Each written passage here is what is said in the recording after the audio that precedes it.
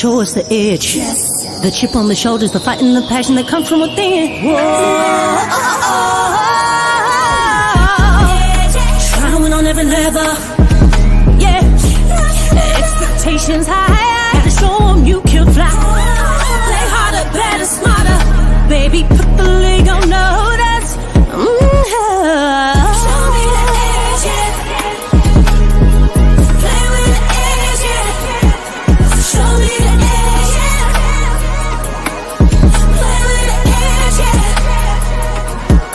Show me the edge, yeah. Show me the edge, yeah, yeah.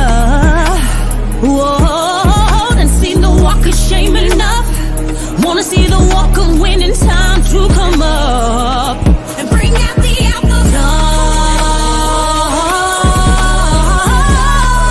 Don't every play, every possession. How bad you want it, love, do you want it all? This ain't a blood on blood, built for something greater. Attacking all obstacles, coming for the ring, my precious. You got the juice, the will, the heart, the fire. Show them the proof, show them that it shall be done. Show me the edge, yeah, yeah, yeah.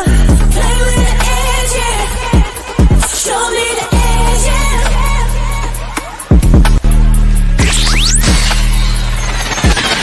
You're listening to the Pelicans Postgame Report on the PRO Media Network for all things Pelicans. Shout out to the fam, man. Appreciate y'all for all things Pelicans. You're now tuned in to the Pelican Postgame Report. Much love to the flock. Appreciate y'all being in this episode of the Pelican Postgame Report, man. We back like we didn't stop. We back at it. Shout out to y'all, man.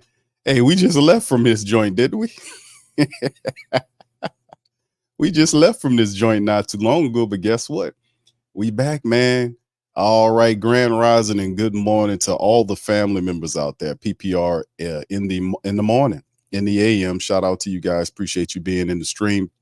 And we touched on a few things last night. This time, Saturday morning is more of like a kind of brief recap of what we did on Friday. And of course, we're going to open up the lines of communication for the family members to chime in and give their thoughts on our Pelicans, man, and some of the things that we've been dealing with. And of course, some of the things that we've been dealing with was the fact that Coach Freddie V, that's right, been here for 14 years, man.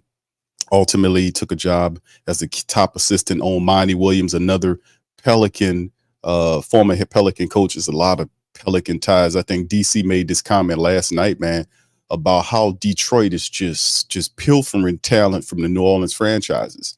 Like the coach of the Detroit Lions, a former New Orleans Saint coach. He's up there running the team. Former personnel out of New Orleans is having success with the Detroit Lions. The Pistons says, hey, man, why not?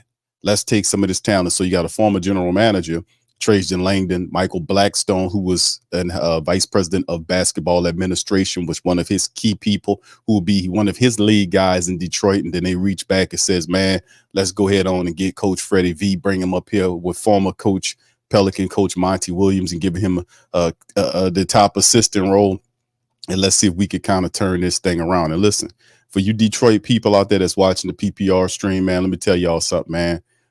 Trajan Langdon is going to get you guys together, man. He's going to build a competitive Detroit team, man. Y'all going to be winning games. I ain't going to say fast, because you still have to build the talent and get the right collection of players, but you do have the right dude with the imagination to do it. So, yeah, you got some serious talent right there. And, of course, we knew Trajan was trying to get out of here for the last several years of various jobs. He couldn't shine under David Griffin. The media would ask David Griffin questions without even shoot right past Trajan. Trajan standing up there, I'm the general manager, right? You're supposed to go right to that other guy. So he couldn't shine, man. And whatever moves he did get credit for would not go to him. It would go to David Griffin, because his mouth too big. He likes credit. He likes to be out in the public as opposed to playing the back. Let that man, that general manager, get that credit. So he took his leave and got out of here, and he took Coach Freddie V with him. Now, listen, I want to share this with y'all, man. And for a lot of people that said, that talk about Coach Freddie that really don't know him, listen to what Lonzo Ball had to say about Coach Freddie and his dedication. And Coach Freddie worked with a lot of people, man, in New Orleans to really help them get their games together. One of the most interesting players that he really helped to develop his three-point shot was Lonzo Ball. And if y'all remember, Lonzo Ball had this weird motion where he used to shoot the threes out of college, and people used to talk about how slow it was and that his shot would get blocked a lot because, of this thing. But ultimately, you guys seen what happened with that is Coach Freddie was able to get him together, not only fix his shot where it's actually a professional shot, but help put several percentage points on his three-point shot, helped them out. And he did that for Herb Jones. He did that for a number of players. And just the dedication of being through several administrations, 14 years in the Pelican building. I just like to give all the credit I can to Coach Freddie V, and shout out to Pels Press. They're the one that had posted this. But listen to this. Coach Fred, I like I said, I owe him everything. I remember first coming to New Orleans. I get there, I'm working out, I'm shooting around, he's rebounding for me. I'm doing what I always do. About 3-4 days goes by, and he's like, "Yo, like, we about to change this." I'm like, "Shit, like season about to start. Like, what you mean about to change it?" He's like, "I'm gonna be here." I'm like, "All right, like if we're gonna do it, we're gonna do it." So I just remember shooting. Man, he used to bring his son back at night all the time. He would be in there running around. But I respect him so much because, people have families, bro, at the end of the day. And for you to give me that time, no extra charge or nothing like that, you just come in there to help me out. Like, that means a lot to me. So I can't tell you how many nights he helped BI too as well. We was in there every night, man, just shooting. Man, Coach Fred, all right. So there you go, talking about Coach Fred, man, and what Coach Fred talked about helping BI, Herb Jones, a lot of guys Coach Fred helped out. 14 years of dedication, and he deserves it, man. He finally got an assistant role. Now, what's interesting is we do understand and know that with Trajan Langdon leaving and taking some guys with him, Coach Freddie V's going. There's also the James Borrego card that's attached to this whole thing. What Coach Borrego is, and this is coming straight from LakersNation.com. They're talking about the James Borrego's categorized as the leading candidate in the search. Now, we heard about the flashier JJ Redick and all the stuff that he's going on, but according to them, they're saying that Borrego's the guy that's in the head of the search after they've lost to Dan Hurley from UConn. A lot of people believe that $20 million stood between him and becoming the Lakers coach. Well, if that was the case, they really dropped the ball on that one, man, to be honest with you. But Borrego is a dude that's listed very seriously in the Lakers search as well as the Cleveland Cavaliers search. So if you do lose James Borrego, probably one of the key people that could have been up for the top assistant role could have been Freddie V. But that's interesting at the same time because Borrego's a part of the card. Now, as we know, there's a lot of minuses going on right now with Pale Nation. We see teams like the Lakers, like the Cleveland Cavaliers, which were playoff teams who were a lot more competitive than what the Pelicans were, firing their coaching staffs or their coaching staff and their head coaches to find more experienced guys for a different direction. Very interesting, right? And we know that these teams right here, they have a good collection of talent. So they're not settling for just being where they were. They want to go past and beyond that. So with that being said, it's like, nothing really happening with the Pelicans in terms of them kind of getting in here and doing searches while they're losing people, finding people, doing people. It's a feel like they're on a wait and go see approach with some of these maneuvers while some of these guys are leaving. You got to make moves. You can't be docile. You got to be proactive, and you got to get things shaking and popping. And far too often, it feels like the Pelicans organization, like it's on some little really Saturday afternoon stroll. That's what it feel like. Everybody's in the mad dash to make sure their teams perform better and get to the next level. And the Pelicans are like just strolling along. Yes, that's the kind of feel that we get from the Pelicans. I don't know. It's kind of weird, man. But anyway, let's keep it going, man. And this is another article I want to share with you guys. And this is basically just talking about the Pelicans and ideas of who can possibly be replacing if Borrego takes the Cleveland job or the Los Angeles Lakers job. Who could be candidates to kind of step in that thing? You lose Coach Fred. Who could be a candidate there? Who could be, if you lose your top assistant, who's a candidate to replace him? So Chris Dodson over at the Clutch Sports wrote this article about why the Pelicans must add Mike D'Antoni to the bench amid coaching departures. Now, we talked on a little of this last night. We gave our analysis and breakdown on some of this stuff, but just to kind of reintroduce the thing, this is what his thought process was in terms of who he believes should be there. And it's interesting, though, to be honest with you, because some of these names, I don't know if the Pelicans could get, but it'll be interesting to see if that is indeed something that, this team could possibly move in the direction of. Now, this is what he thinks after all of the smoke cleared. No one was left to be picking over the left. Those organizations already lost multiple executives, head coach. He's executives, which you're talking about, Trajan Langdon and Michael Blackstone, and Pelicans associate head coach James Borrego is in the mix for multiple leading jobs, Lakers and Cavs. And Wojnarowski reports that long-term shooting and development coach Fred is gone as well. So it's quite a few people leaving the Pelicans building, heading on out. But who are they looking to kind of head back into this thing to kind of fix things? And of course, this is what they were talking about here, that exits of leading voices are perhaps a reason to call up one of the most respected offensive minds in basketball, which is a thing that kind of caught my eye. And I'm like, well, okay, Mike D'Antoni was a guy that's respected in NBA circles. I mean, he runs a very fast offense, not much defensively speaking, but offensively wise has a very decent offense.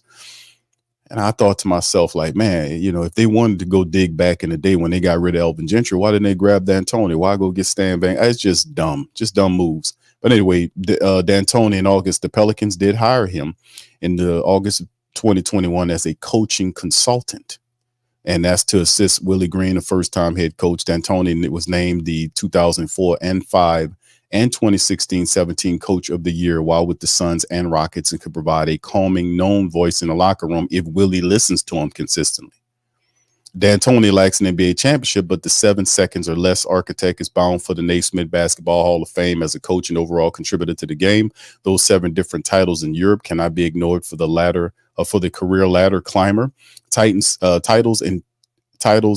wherever they are won, and D'Antoni has constructed winning offenses. Those teams just lack the kind of defenses Green is known for crafting. Now, you can't take nothing away from Willie. Willie runs a decent defense at times, but that gets in his way. He has to be more of a balanced-minded coach. He does, man. Adjust faster, Coach Willie. Adjust faster, bro. For real, man. Adjust faster. And Antonio Daniels says, KYP, know your personnel. And I don't think he knows his personnel, especially a lot of the bench guys, some of the young guys. You got to use those young guys to win, man, especially coming up this year. You got to dig into that bench, man.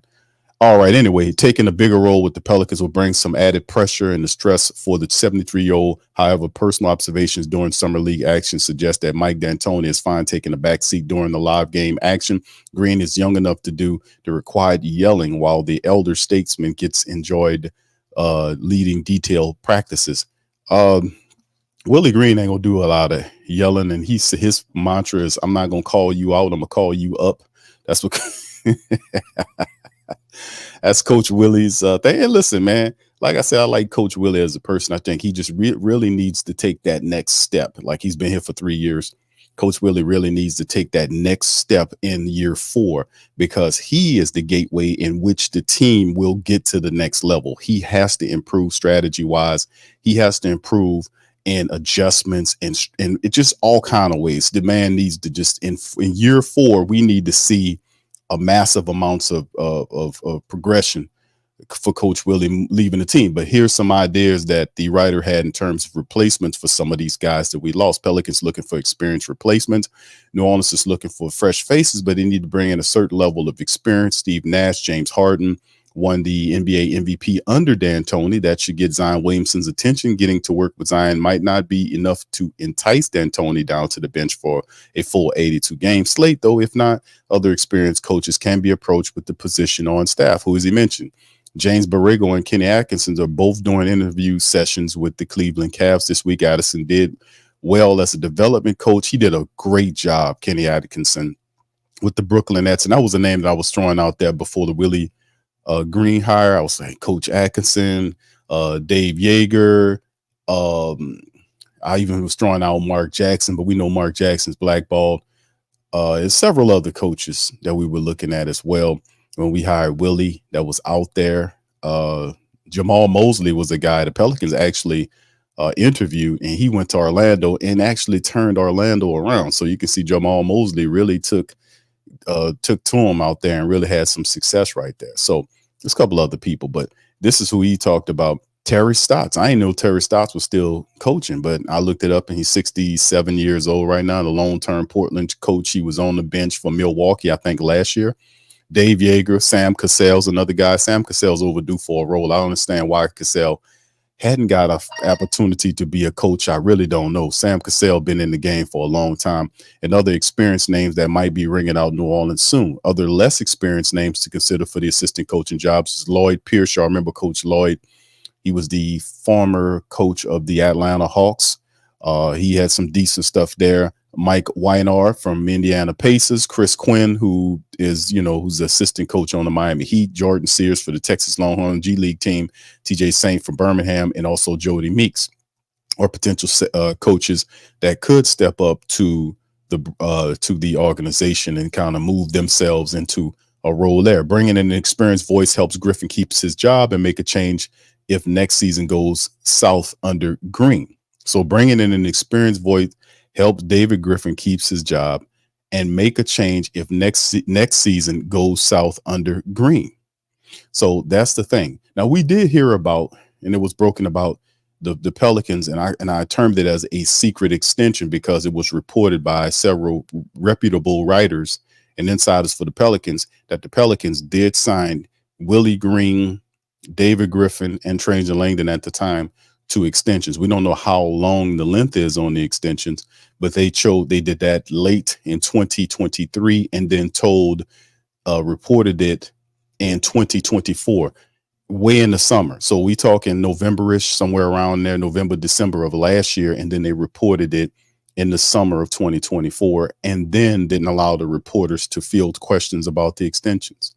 They just let it leak a little bit. Then we couldn't talk about it anymore, which we continue to talk about it because that's an underhanded way of doing business with it. And that's just proof that Gail Benson don't know what she's doing. And Dennis Lauscher don't know what the hell he's doing.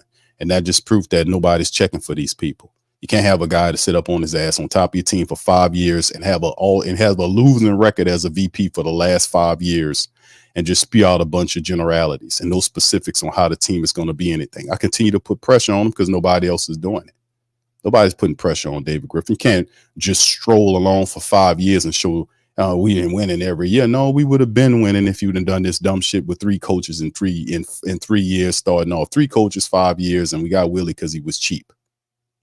Hell, when they picked up Willie had to take assistant coaches from the previous regime because they didn't want to break the contracts and pay him any money. That's what Jacques Vaughn turned the job down. See, I know all about this stuff, man. We covered this stuff for years. PPR, the longest running Pelican stream out there, man. We've been doing this for a while. Number 1 independent. So this is the thing, though. When we look at some of these lists of coaches here, some of these are really good coaches that can step in, young and experienced coaches. And the thing is, if like you have a James Borrego, which was a good move. A lot of people don't like James Borrego, because they criticize his defense as a head coach. He wasn't, he didn't have the kind of talent he needed to have in Charlotte. But James Borrego is a very well-respected coach in the NBA circles. He has a very good offense. And if you remember when James Borrego came in, when Willie Green had the C-19 day when he missed the 1 game, we kept asking about wanting to see what type of offense that James Borrego was going to introduce. Well, when Willie was sick that game, James Borrego coached that game. It was a total different team. And that offense came alive. And for most of the remaining of the season, it stayed there. And then we started seeing it in 1 game. So at some point, it just went to show me that, okay, prior to that, Borrego was there teaching offense, but it was like it had to be like a clash of philosophies why we weren't seeing it hit like we were supposed to. And then it just explodes in 1 game where Borrego is the head coach or he's filling in for Willie. So that's the thing. Willie Green is a cool dude to hang out with. He's a respectable guy, but at the end of the day, basketball wise, he got to get better. And he has a pretty decent staff of assistant coaches around him, but you have to be able to listen to these guys and you have to do a better job when you're blessed last year with a very deep team. The Pelicans could have went 10 deep most nights. They really could. They didn't have to shrink to go 8 or 9. They could have played 10 every night. They were a deep team. You had guys that were contributors, guys that fit in what they were doing. They had 3-point shooters. They had defensive players. They had hustle guys. You had a different combination of players, and there was no need to over rely or put more pressure or more minutes on players. You didn't have to do it, especially when you got certain players that are, I ain't gonna say injury prone, so to speak. There, we ain't gonna say that kind of stuff. But at the end of the day, we understand what we got to do as a team to kind of move this thing forward. But anyway, not having a backup plan would be a reason enough for ownership to clean house, despite having signed Griffin and Green to contract extensions last spring. It wasn't last spring. It wasn't last spring. It was he says last spring. It was actually late in the year, according to what the reports are. Having a seasoned leader ready to take the reins might just be enough to save the season, which could buy Griffin more time. That's just one reason why a Hall of Fame caliber voice could do it. Now, the Pelicans are going to make moves because, like I said, I think Pelicans are making moves, and they kind of, doing the, they're doing the, okay, I messed this up. Let me cross this out. Let me cross this out. Let me cross this out. But process of elimination. But like I said, I think a lot of it in 5 years of David Griffin being the VP of the Pelicans organization, I think the Pelicans should be a lot further along than what they are. Really, they are. And we're not void of talent. It's just weird decision making at times. But can we build on what we got? Because we're about to reset the core again. That means having the right philosophy, getting the right people along with Coach Willie having the maturation process needed to go into his 4th year. The team has to improve. We're trading out BI to get another star, because I think that's what the Pelicans, I really think the Pelicans are going to go after Trae Young, because they want to have a superstar to pair with Zion Williamson, which makes sense in my book. It helps with the sales. And plus, with the Southwest and all of the competition that you're going to be facing with in the West, it makes sense to go out and see if you can get the very best for your more bang for your buck, so to speak, with the BI trade, because you're not going to pay them. And then ultimately, maybe not this off season or this time frame, but prior to the trade deadline that's coming up in the upcoming season, you're going to see CJ McCollum get up out of here too with that expiring deal. So the Pelicans, like I said, resetting the core and starting all over again, so to speak, to build around Zion Williamson. Going to be interesting moving forward. So we just at the onset of this, man, to see how it goes. All right, fam, y'all see a few family members about to chime in here. Listen, if y'all want to chime in, man, I'm going to get ready to open up the lines of communication for you guys for PPR in the AM, man. The link is in the chat. Shout out to my dog, OG Jerry. Big ups to y'all. Good to see you all here. Big ups to everybody, man. Young City, Michael, I see you, fam. Appreciate you. Both Michaels, Michael Morgan and Michael de Blasio. Shout out to you, bro. Appreciate you. Michael says, I agree with you on Griff, but you have to have blame. Bro, I'm with you. I agree with you, Michael. Not wanting to pay the luxury tax. Just look at the Graham trade, gave up 4 seconds to go over the cap. See, that's what we talk about when you have owners that know. Like you had Mark Cuban. I know Mark Cuban sold his team, but prior to what the Mavericks are doing this year, Dallas was a team that won it before with Dirk Nowitzki, and notice Cuban was involved. He knew basketball, a great degree of it. He wasn't a master, in that thinking, but he knew enough about basketball. He was involved in it. Prior to him buying the team, he was a big supporter of the team. You see? It's different when you have a person who was an interior decorator who got with the man, they got married, the man passed away, left those 2 big teams, and she knows nothing about none of that. And all she's doing is relying on the guys that he left her. She doesn't have a vision for these teams. She doesn't have it. She's still relying on his vision, and he's gone. And I'm not saying a dead man's vision can't carry forward in the world of the living. I'm saying as a leader of the team, you also have to have a vision of how far you want to take this. And you have to have your own team as well. And a lot of these people like David Griffin is just, man, listen, man, 5 years and a sub 500 record as a VP and 3 coaches in 3 years. I've been pinpointing this stuff about this guy because if you was really, and remember, and this is the thing, when he left Cleveland, he was 178 and 101 as a VP. I done did all the research. I done presented it to y'all. 178 and 108 as a general manager of the Cleveland Cavaliers. And remember who was there when he was there. So how do you go from that to what you are here? with this gobbledygook about good human beings and all of this fanciful rhetoric that has nothing to do with anything. These flowery, just ridiculous speeches about this, man, to hell with that. You know, the proof is in the pudding and what you see on the court. We got a team of good human beings that won 49 games, but get their head bashed in the playoffs and ran out of there 0-4. Didn't show any heart, no nothing. No, we don't need all of this good human beings and we building a basketball family. We paying these people to play basketball. They're professionals. And if they got some guys in there, we want some dogs in there, because the NBA, look what some of these teams that are aspiring to be great in the NBA, they got dogs on their team. They got dogs on there. They got people. We don't care about all this rhetoric about good human beings and building a basketball family. You wasn't talking that shit in Cleveland. You wasn't talking like that then. Smothering out people like Trajan, and they trying to build the team, and he's standing over there. Babe, get out of here, man. Get the hell out of here with that. 5 years sub 500, 2 playoff appearances in 5 years, and the team had plenty of talent. I give you a F, playboy. A D minus, a F in 5 years. 5 years? 5 years, fam? That's a wow, man. That's a half a damn decade, man. For real, man. For real. All right, so y'all want to get on here. Diesel, I see you, fam. Stay right where y'all. If y'all want to pop in, the link is pinned to the chat. If you want to chime in, you have your chance to chime in. The show is for you guys today. I want to hear what the hell you got to say, baby.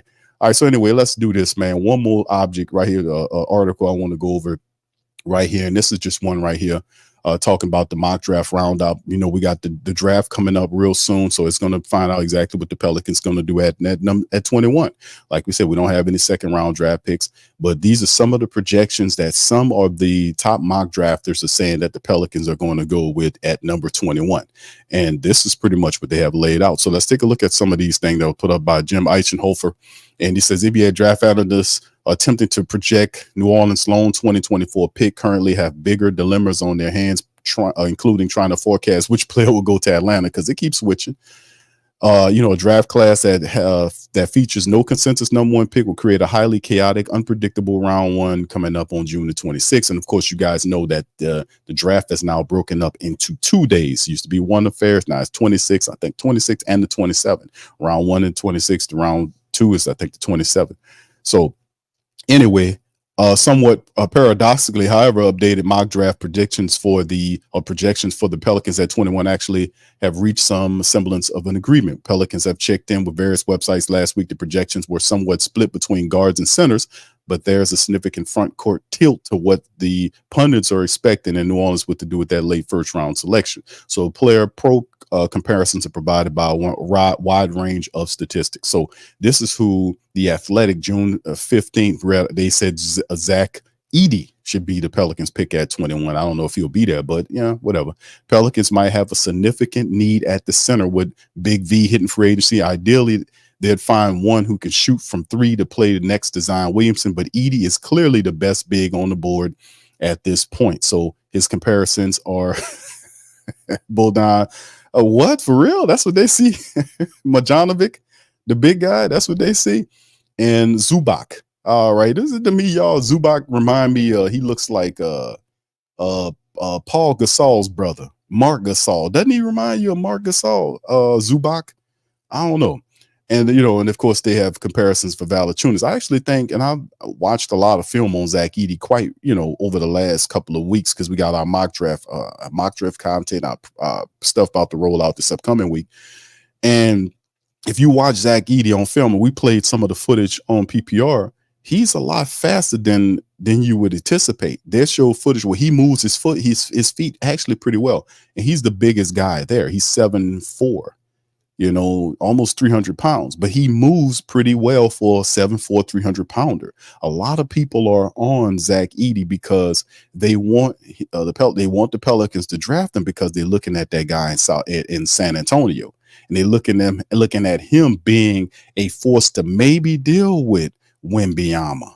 Wouldn't that be interesting to see big guys like that toiling it out? Now, we know the league,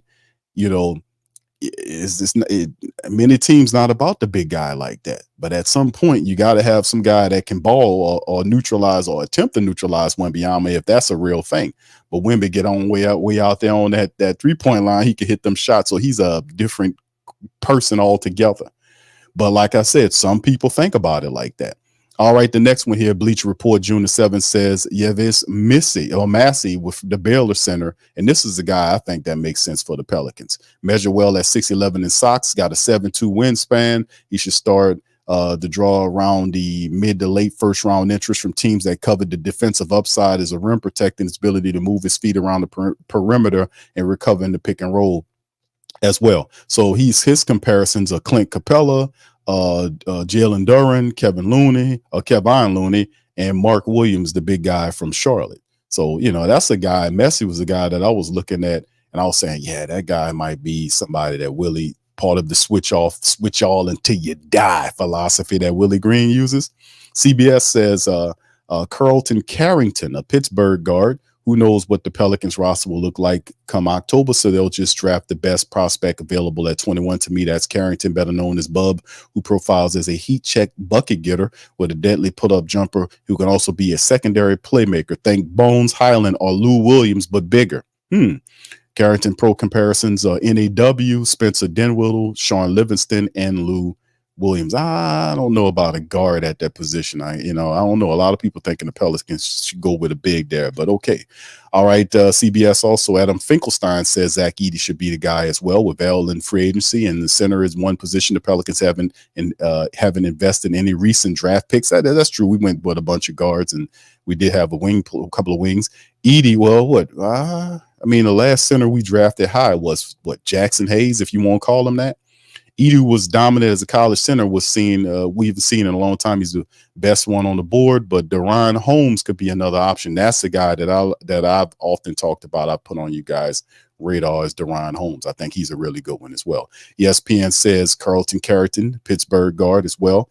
And then they kind of fall back and says for value, Kyle Ware from Indiana. This is a gamble at 21, but an interesting one. New Orleans team might need to re-envision its minutes at center next season. Pro comparisons to Jared Allen, Mo Bamba, Brooke Lopez, and Miles Turner. Hoops Hype says Zach Edey's your guy. He says when asked when he believes the current draft range is, they say Edey replied between 10 to 25, so they believe Zach Edey will be there when the Pelicans pick. NBA DraftNet also agrees that should be Zach Edey as well. NBA Draft Room says Kyle Ware. The Ringer says Yves Massey should be the guy. SBN Nation says Kyle Flipowski, the Duke center. That's a new one. He lacks the ideal length and speed for an NBA big man, but his shot develops. He can give New Orleans a big man who can space the floor and get the ball to Zion and company. I don't know about that. Zach Collins, Hartenstein, and Brad Miller are guys that they see Keller Flipowski as. USA Today says Messi, the Baylor center, and Yahoo says the same thing. So very interesting picks right there. Most of the people see the Pelicans with a big there. I don't know what the family members think about that too. What do you guys think they should do? You remember? Well, we talked about on PPR, we often talked about that, like whatever you're going to do at the center position, because I ain't going to say it was a disaster, but Valanciunas wasn't used to his fullest potential with Willie Green. And then as the year went on, Willie just went away from him. There were games when I remember that Valanciunas was balling in and Willie just slowly went away from him. And it was games where you could have used Val because he was a double-double machine. He played every game and he was there. And we just did, for whatever reason, he just gravitated away from Valanciunas. I remember Valanciunas sitting up there just watching the game. You open up the second half of the game and Val would be just sitting on the bench watching shit happen. And I was like, man, it's got to be a better way. It's got to be a better way. I often thought to myself, I was like, damn, they had the entire year to trade Valanciunas. If they didn't see a future him, they had the whole year. See, they started the year off, the former year off with discussions. They broke the discussions off with Valanciunas before the year started. Put one in the chat if you remember. They had the entire year to come up with a trade to get Valanciunas out of there, to find at least a person that fit exactly with what Willie Green wanted to do. So if Val's not the guy, you have to go back to Coach Willie. What kind of big does Willie need there that he wants there that fits the switch y'all till you die philosophy? What is that? So we'll see. All right. So anyway, with that being said, man, y'all feel free to hit the chat. Diesel popped out of there, man. Listen, if you guys want to join in, please feel free to jump in this thing as well. All right. Big ups to Josh in his bag. Tedra All right. He said, sup, it used to be Big Q. Okay, thank you, man. Appreciate you. I used to be Big Q. It's still me, brother. But you know, man, as you get more experience, baby. I don't say older. I say more experience, baby. As you get more experience, baby, it's like fine wine, baby. You gotta be able to get in shape, baby. You know what I'm saying, man? You know, when you get up in age, brother, you gotta keep doing what you're doing to stay in physical shape for them youngsters, man, and really for yourself, man. You know, so thank you for that. All right, okay. Michael says, Morgan says, okay, besides spending all the crazy trades, rough coaches his own grip. Yeah, bro. Hey, listen, when Trajan Langdon left and took that Detroit job, I want y'all to understand something. The target is that target, that scope is on David Griffin.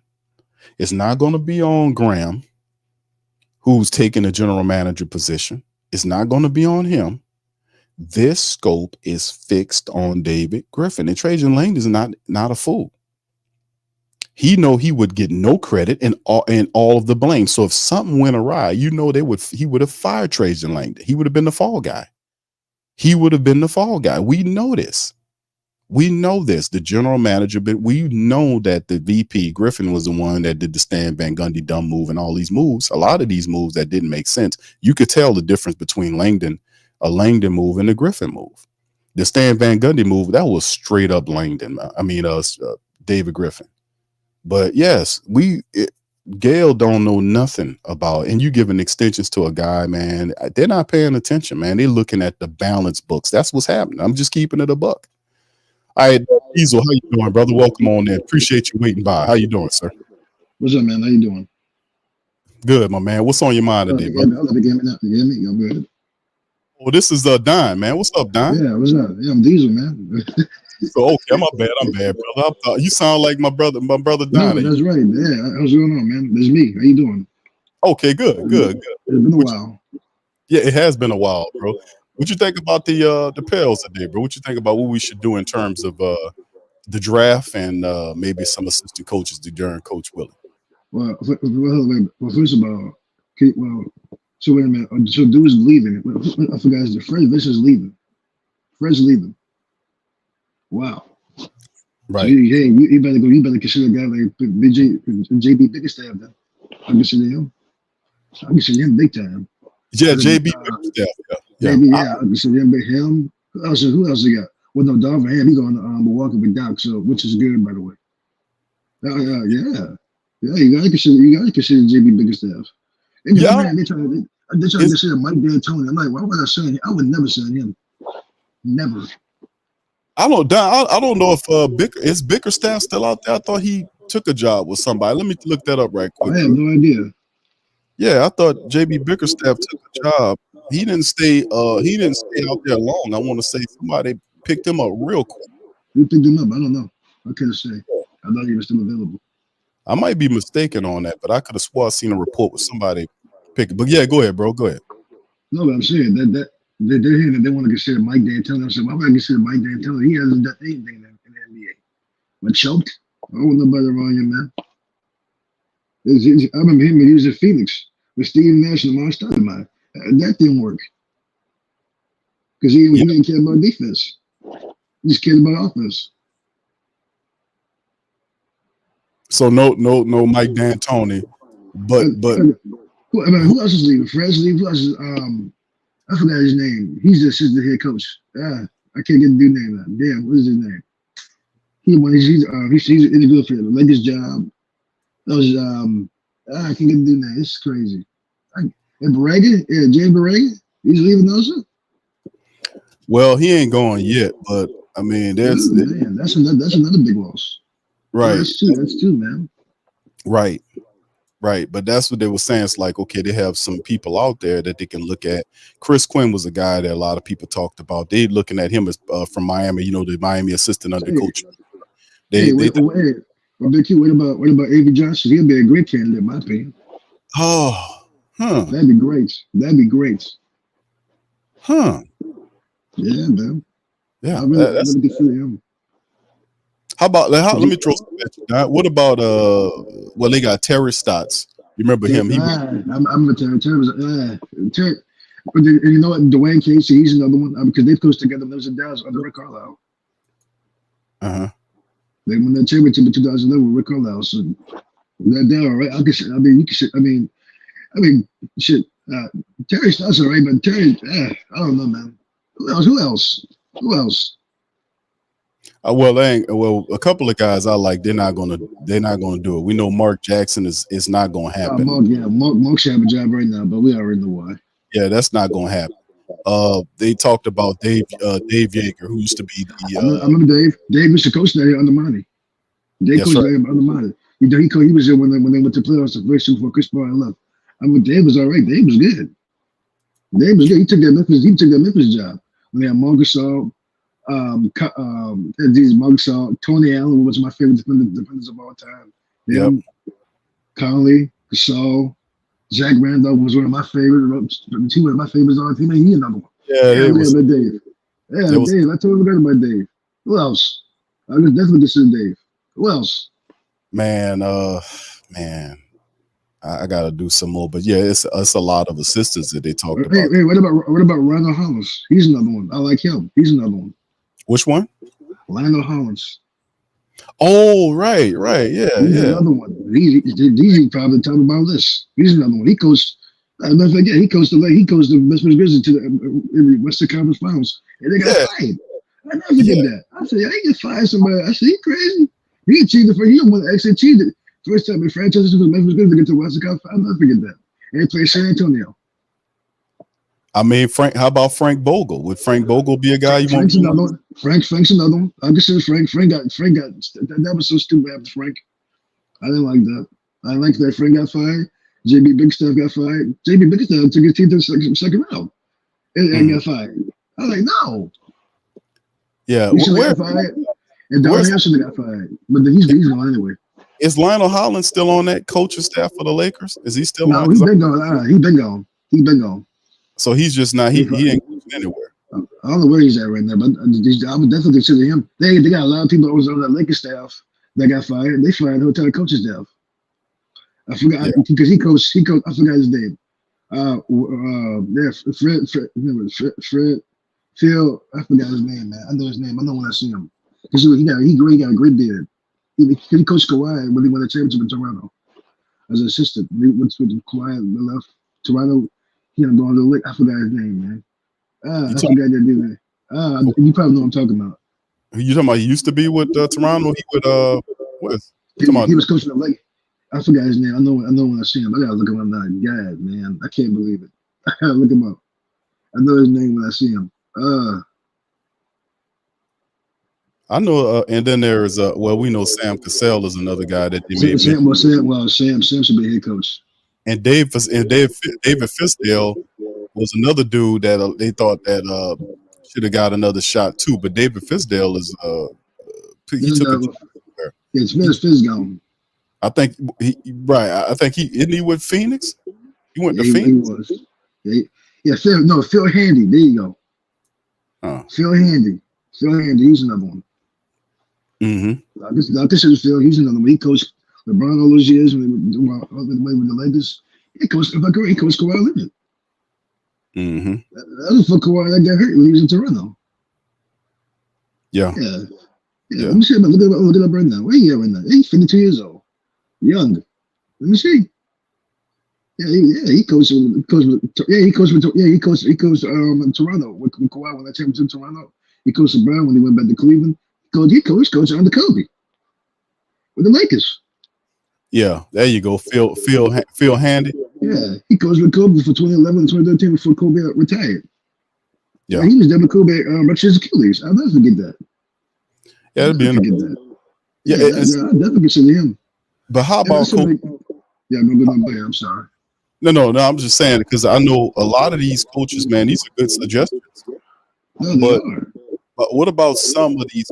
Is there any coach on the Pelicans staff that they can kind of look at and say, "Hey, man, it's time for you to have a promotion"? If there is an assistant that's available, is there anybody on staff that the Pelicans will look at to see if they can get the top assistant role? I know that Borrego, they brought him in, and I knew it wasn't going to be a long fix because how offense look, I figured that somebody would see him as valued a commodity and try to bring him into their group, and that's what the Lakers looking at doing, Cleveland looking at doing.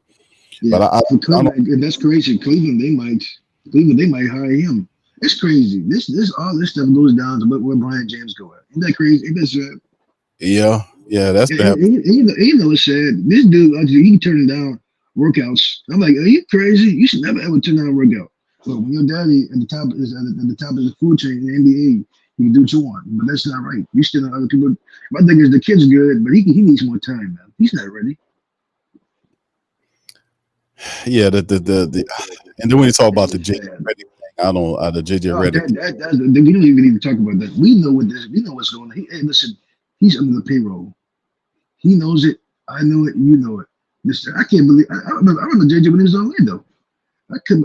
He was a very good role player when I was coming to watch it. Like, man, all of a sudden he just went 360 on everybody. This is crazy. Yeah, he's going to sit as a head coach. Come on, man. I don't understand that. That's for crazy. the Lakers, no doubt for the Lakers organization. That's the crazy part about it. Like, I'm telling you. Yeah, Jerry Buss is turning in his grave. Kobe Bryant is turning in his grave. And you know what's crazy? Magic Johnson, he was smart. He gone, so he don't deal with this no more.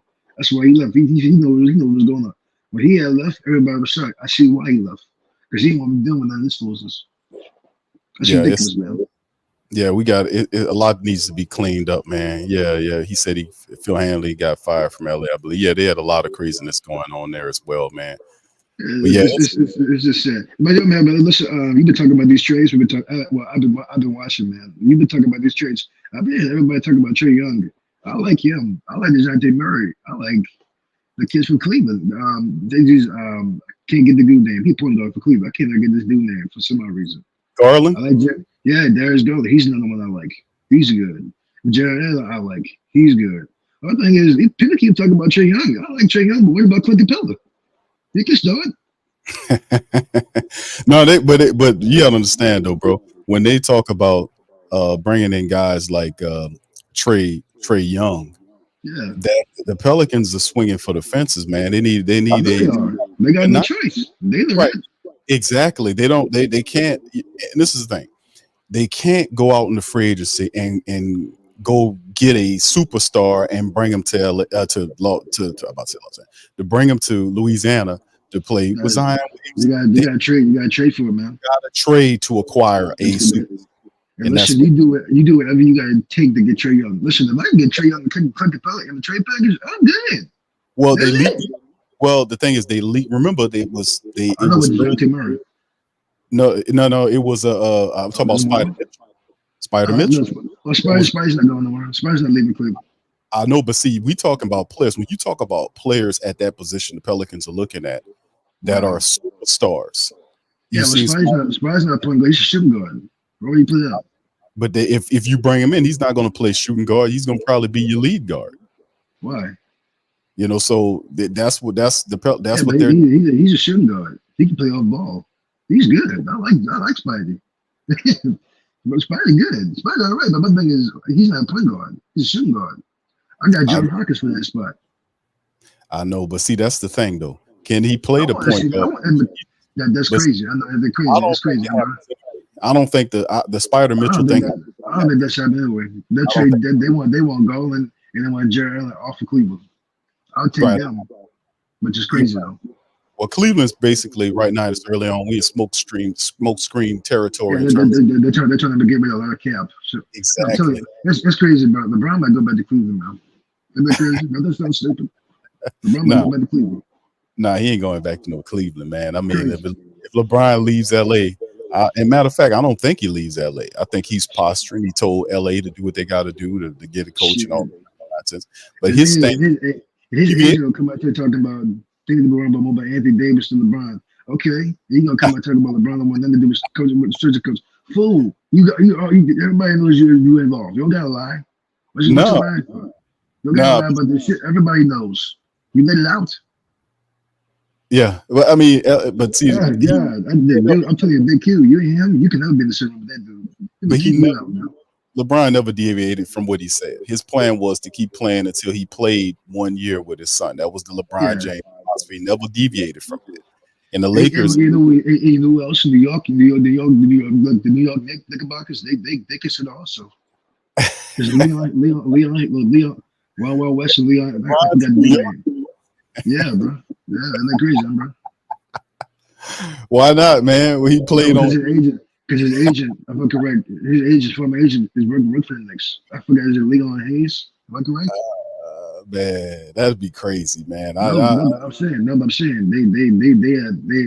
were not in a good place at one time when they split. But now they actually, and you know what's crazy? He went play in New York before the playoffs. This man was on the sideline. No, the reporter, they won the game. He ended up having a whole New York nigga tower on. And I'm like, wait a minute, you basically telling these people you going to New York. Yeah. I was like, that's crazy. But it is what it is with that, man. Yeah, correct. Yeah, correct. Yes, it's just sad, man. New York is valid though now. They back to playing basketball at a high level, man. It's always good. See, back in the day before we had the Pelicans, back in the 90s, man. Yeah, some of my New York was good. pride was watching Pat Ewing and the Knicks play. That was because I loved the style of basketball. I wasn't really a Jordan guy. I didn't like the Jordan. All I respect. Who did you like coming up? I like Dominique Wilkins. Dominique Wilkins was one of my favorites. I remember, Dominique Wilkins got stole. They stole his award. They stole his dunk. I think he won that dunk contest. I think they just won the first mic. Dominique was a dog. He just didn't. Man.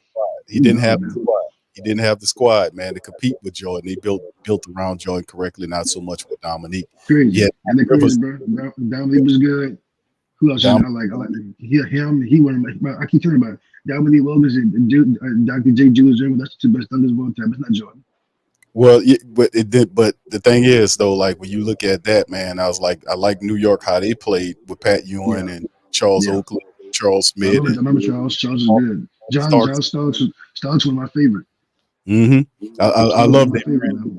And I respected LA too, you know, because you respect the winners, man. You respect the winners because they're competitive. Yeah, a lot of people don't like Lakers or Boston, but look who's playing for the championship. Oh God! Hey, nobody like Boston. As you get nobody likes Boston. And you know what I'm saying? Boston quit last night. I did not like that. I said, you gonna quit this game and go back to Boston? And you're crazy. Politics going on right there, man. Oh, you know, we got, bro. Yeah, that's all that was. It's crazy. But hold on, Dad. Shout out to Lex. What's up, Lex? What you in the car? Huh? You're out. Is that Lex? How you doing, lady? How you doing? Hey, First of all, good morning. I apologize for coming in so late. No, you're good. You're good. That's great. Very good. I see you've been taking care of my guy, Big Q, man. That's good. He's evolving. This is good, man. Yeah. Shout out, bro. Shout out. No, that's the truth, though. He's the reason why he's doing good right now. He's not in good. Because back then he was not in a good place. He was always screaming, "How now he's in a calm place." That's good. Nothing wrong with that. He's relaxed. Nothing wrong with that, man. Yeah, it's good, man. I'm telling you, he won't be dealing with no stress and depression, man. You're too old for all that, man.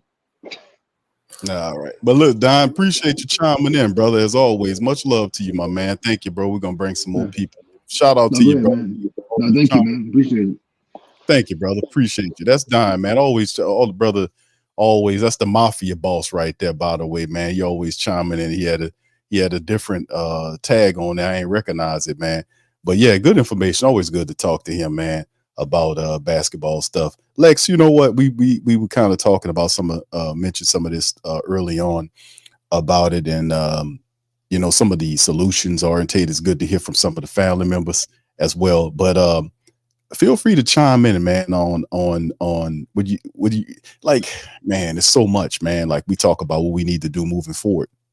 And I think the Pelicans taking their own a patient posture, like a stroll on Saturday afternoon type of philosophy. It feels like where you see guys leaving the organization. You lose Trajan, you lose Michael Blackstone, you lose you're gonna lose James Borrego, because even if Borrego doesn't get in a position to JJ Redick, there was a report came out that if JJ Redick gets the LA job, that he was going to reach out to James Borrego and bring him on his staff. And a lot of people like DC was saying, man, I don't think he make that move. I said, why would he make it? I said, money, you know, and it's an opportunity to jump from the Lakers. And listen, it pains me to say this, but right now the Lakers, they're proactive. They're getting it together, and they're not waiting on nothing. They fired a coach,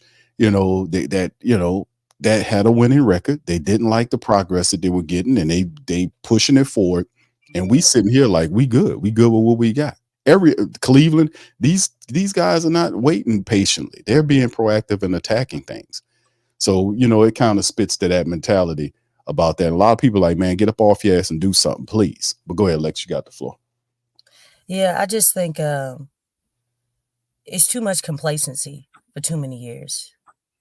Way too much complacency.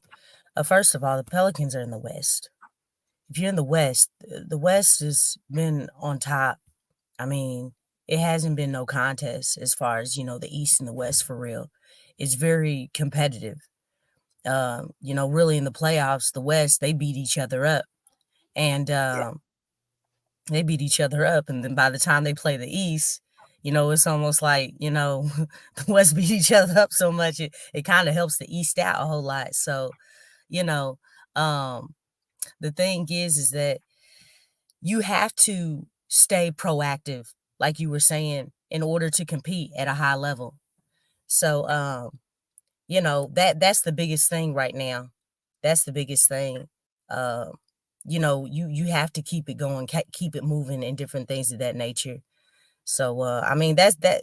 If they are able to do that, that's a start. I mean, you still have the small nuances and details and things that you need to work out, the kinks that you need to work out of, but getting the right pieces, making the right decisions, and really, I think the bulk of it is not, like I was saying on last night, the leadership, but the financial part. That's really like the undercoat of all this, because it's like that's why they're going the cheaper routes. They're not really getting, that's too much of a weight, a burden that's on the decision making when it comes to trades or moving pieces around. But you got to find a way to stay competitive, and that's at all times. That's not just, hey, we're going to take a break for a few months or for a season. No, you can't do that. The game is always changing. Pieces are always changing. It's just like, life is always changing. So you have to know how to adapt and change with it. So I think, that's a huge thing that the Pelicans have really missed, for the most part. Yeah, I agree. I can agree wholeheartedly with you. The complacency, man, boy, is that's a real thing. But with the Pelicans organization right now, we have to be able to be in an attack dog mentality. Being in that overall mentality is almost like, even though they view it as confident, that we're confident in our approach, it's like false confidence.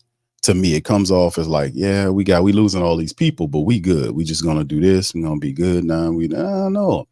You're not in the position where you can sit up there and pretend to be something. Now, listen, this changes to me. Now, some of the people will say, and I've been told this, Q, hey, man, they tell me this all the time. 40, man, we won 49. We tied 49 games. That tied for the second most in Pelican history. Well, we had a sorry history, okay? And I'm a diehard here. And I'm saying that we had a sorry history as an organization, man. We've had poor leadership over the years. You want to talk about Jeff Bowers to all these other old general managers that ain't hitting on nothing. Matter of fact, he ended up in Detroit. It's a weird Detroit, New Orleans pipeline when it comes down to basketball, fam. That, man, if I go show y'all some stuff, it's a weird pipeline, come to think about it. But it's all these people that either it was just not what it's hitting for. And as New Orleans is like, okay, we're a small market, but this team makes a lot of money down here. They use that small market lie. Yeah. This is an NBA team. They bought, right. It's this team. The man got the team from the NBA for $338 million. The Pelicans are worth over $2 billion right now. The owner of the Pelicans, Gail Benson, is the richest person in the entire state of Louisiana. She was on the Forbes list the last 3 years, and each year her earnings, according to Forbes, goes up $1 billion. She went from 6 to 7 to 8. She's worth over $7 billion. That's way worth more than that. It's just what she decided to report on. But what I'm saying is that Now they looking at they got their little stoolies out there running around trying to push for the Pelicans to get more money to now renovate the Smoothie King Center after spending hundreds of millions of dollars renovating the Superdome so they can cash in. So I'm not playing that crap with this team, man. If you get and I see we're tied in because this was the year in which we were supposed to see some change right here, but that change was stolen away with the secret extension. We don't know how long Willie Green is here now. Some people say, well, some people think it's 2-year extension. I could tell you off top that David Griffin ain't here for no 2 years. He probably got a 5-year extension for another 5 years of giving mediocrity. We are not sitting up here tolerating this stuff. 49 wins and then 0-4 in the playoffs is not going to cut it. And the way you got up out of the playoffs was awful. The Pelicans got destroyed in the playoffs. They got mollywopped. They got disrespected in the playoffs. So whatever you did, and even Antonio Daniels, shout out to him. He was like, man, what you did in the playoffs, that just undermined with the regular season. So miss me with the 49, because that's what they're going to do, is they're going to come with 49 wins means such and such. But like I said, man, the key to it all is not so much even David Griffin to a degree. I'm going to go to Coach Willie. He has to make a giant leap in abilities in year number 4. And I know Lexxah ain't much of she don't think that's going to happen.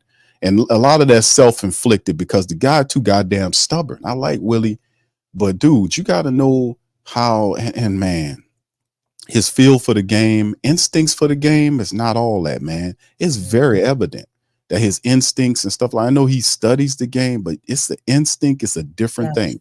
It's different.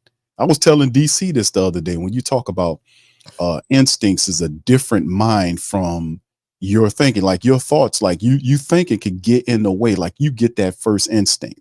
It's almost like it's like a woman. She has what they call what is it called? Womanly instinct, and she'd be like, well, hold on now, something wrong over here. You see what I'm talking about? So she know, he's like, how you know that? Because I could just sense it. I done had situations where people will say something. I'm like, what? I ain't doing nothing. I'm chilling. I'm good. Well, I thought something. I'm like, girl, you got faulty instinct going on over there.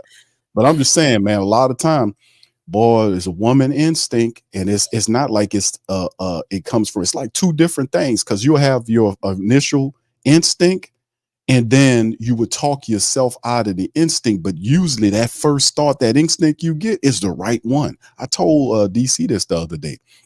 But that's what I'm saying. It's like, we as an organization, man, we got to get way better than this. Willie has to step up his basketball instincts. He has to rely on the good coaches around him. Like James Borrego, offense obviously would have been a really good pairing, but you have to be able to do a better job in utilizing the personnel. And the Pelicans have to do a better job of putting people around Willie that fits his philosophy. If you gave him the job, you have to give him or work with him to get the players to operate his system, or it's just going to be a mess. But let's go ahead. I'm gonna get a flow to you, and we got Brother Moles coming up soon.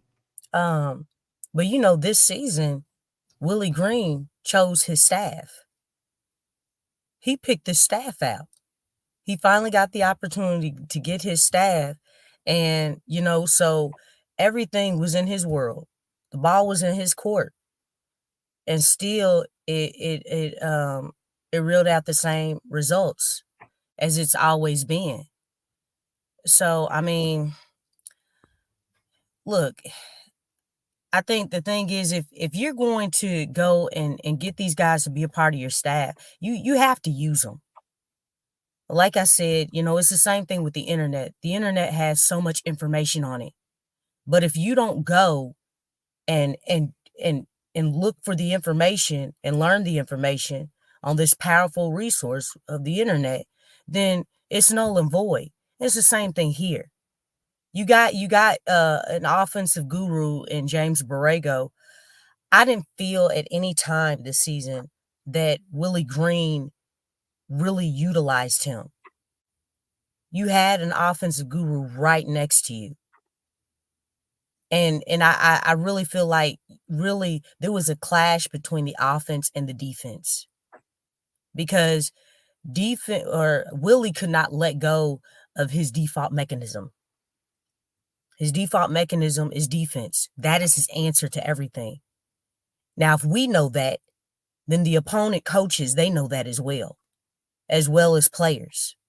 They know that. Man, he ain't about to put no shooter in. Oh, he did put a shooter in. Man, he about to take him out in like 2 minutes. He's not going to stick with it because he doesn't believe in that. He believes that the offense will come from the defense wholeheartedly. He said that many a times. Everything that Willie says, he's not going to waver. I believe it. Yeah, we know you're not going to waver. You show it all the time. But that's the very thing that holds him back. And the one thing that I said on yesterday is that in order to truly change something, you first have to be aware. If you're not aware of what you need to change, it's not going to change. Henceforth, I don't feel like he's going to grow like he needs to because I'm listening to him. I'm listening to him and watching him. And obviously, inevitably, the actions speak the most. So, I mean, it'll be interesting. Even in the playoffs, he said, yeah, we're going to try some new things. We're going to change up some new things. Y'all heard him, right? That's what he said. And then right before the game, his presser, right before the elimination game against the Thunder, he said, we're not going to change anything. We just need to play harder and believe in this. And it's like, dude, for the last 3 games, this is an elimination game. So you're not open to trying anything new. You're going to keep the same recipe, the same form, the same routine. I mean, he went through that whole charade only to come back and say, nah, we're not going to change nothing. And then it just so happened to be Jayhawk's birthday, so he played him for 4 minutes. Happy birthday, Jayhawk. You know what I'm saying? Boy, you couldn't make that up, man. You absolutely like, right. That's exactly how I played. This dude is not a kid. He a grown man. Don't be playing him 4 minutes. That was a kiddie move, man. That was a kid move, man. Come on, man. Don't do that to him. For your birthday, I had 4 minutes for your birthday. But listen, but you're right. And that's part of that KYP philosophy is know your personnel, man, with Coach Willie. And he has to improve. Like I said, this is year 5 for David Griffin. This is going to be actually year 6 coming up, season number 6 coming up for David Griffin, and year number 4 coming up for Coach Willie. And Willie's not a rookie coach anymore. He's going into 4 years of being a basketball head coach of a professional team. So, I mean, he has to show things in more of a consistency. And like I said, if we can just get Coach Willie to get off the 50% of the stubbornness and just up like his adjustments, be a little faster. And even if he has issues with that, I'm pretty sure he has assistant coaches. And you made mention of it, Lex, that he did pick his staff. Eventually, some of those coaches, they left, like Coach Witherspoon. She took over for Chicago. And a couple of guys left. You see Freddie V leaving. So he getting more. Right. He's getting more and more of his own people here. So he should be able to take something from his guys. Right. Take something from these guys. Even if he's slow adjusting, they might not be. Maybe you need to get some of them guys, say, hey, coach, you need to make, just remind him in certain aspects of the game. If you got those guys and you weak in certain areas, have them to help you and like, hey, man, help me with this, that, and the third, that type of stuff. He can do more of that. But like I said, he's too stubborn at times and doesn't know how to adjust when properly needs to adjust. That 0-27 situation needs to disappear rapidly. 0-27. The Pelicans could have rightfully, if they had fixed 60 games were well within their reach. Yeah. I mean, could have been, it would have been no doubt that the Pelicans would have been top 6 seed. Indeed. All those double-digit leads that were lost, losing 3 points, 3 points or less, or 5 points or less. And it's like you couldn't finish the record speaks for itself. Yeah, I that's mean, terrible. how do you explain that? They don't. These games, like having double-digit leads and then losing them.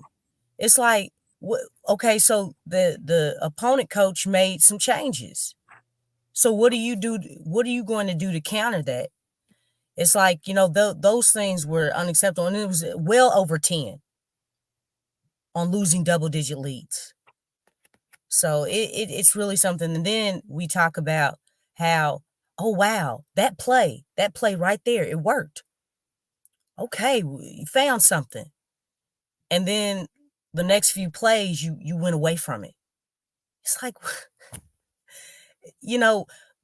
I say all the time, like, when you watch the Pelicans play, the game should not be hard. I think the Pelicans cling to the game being hard. No, shots shouldn't be hard all the time. Yes, you take tough shots, but you shouldn't take a tough shot every single play.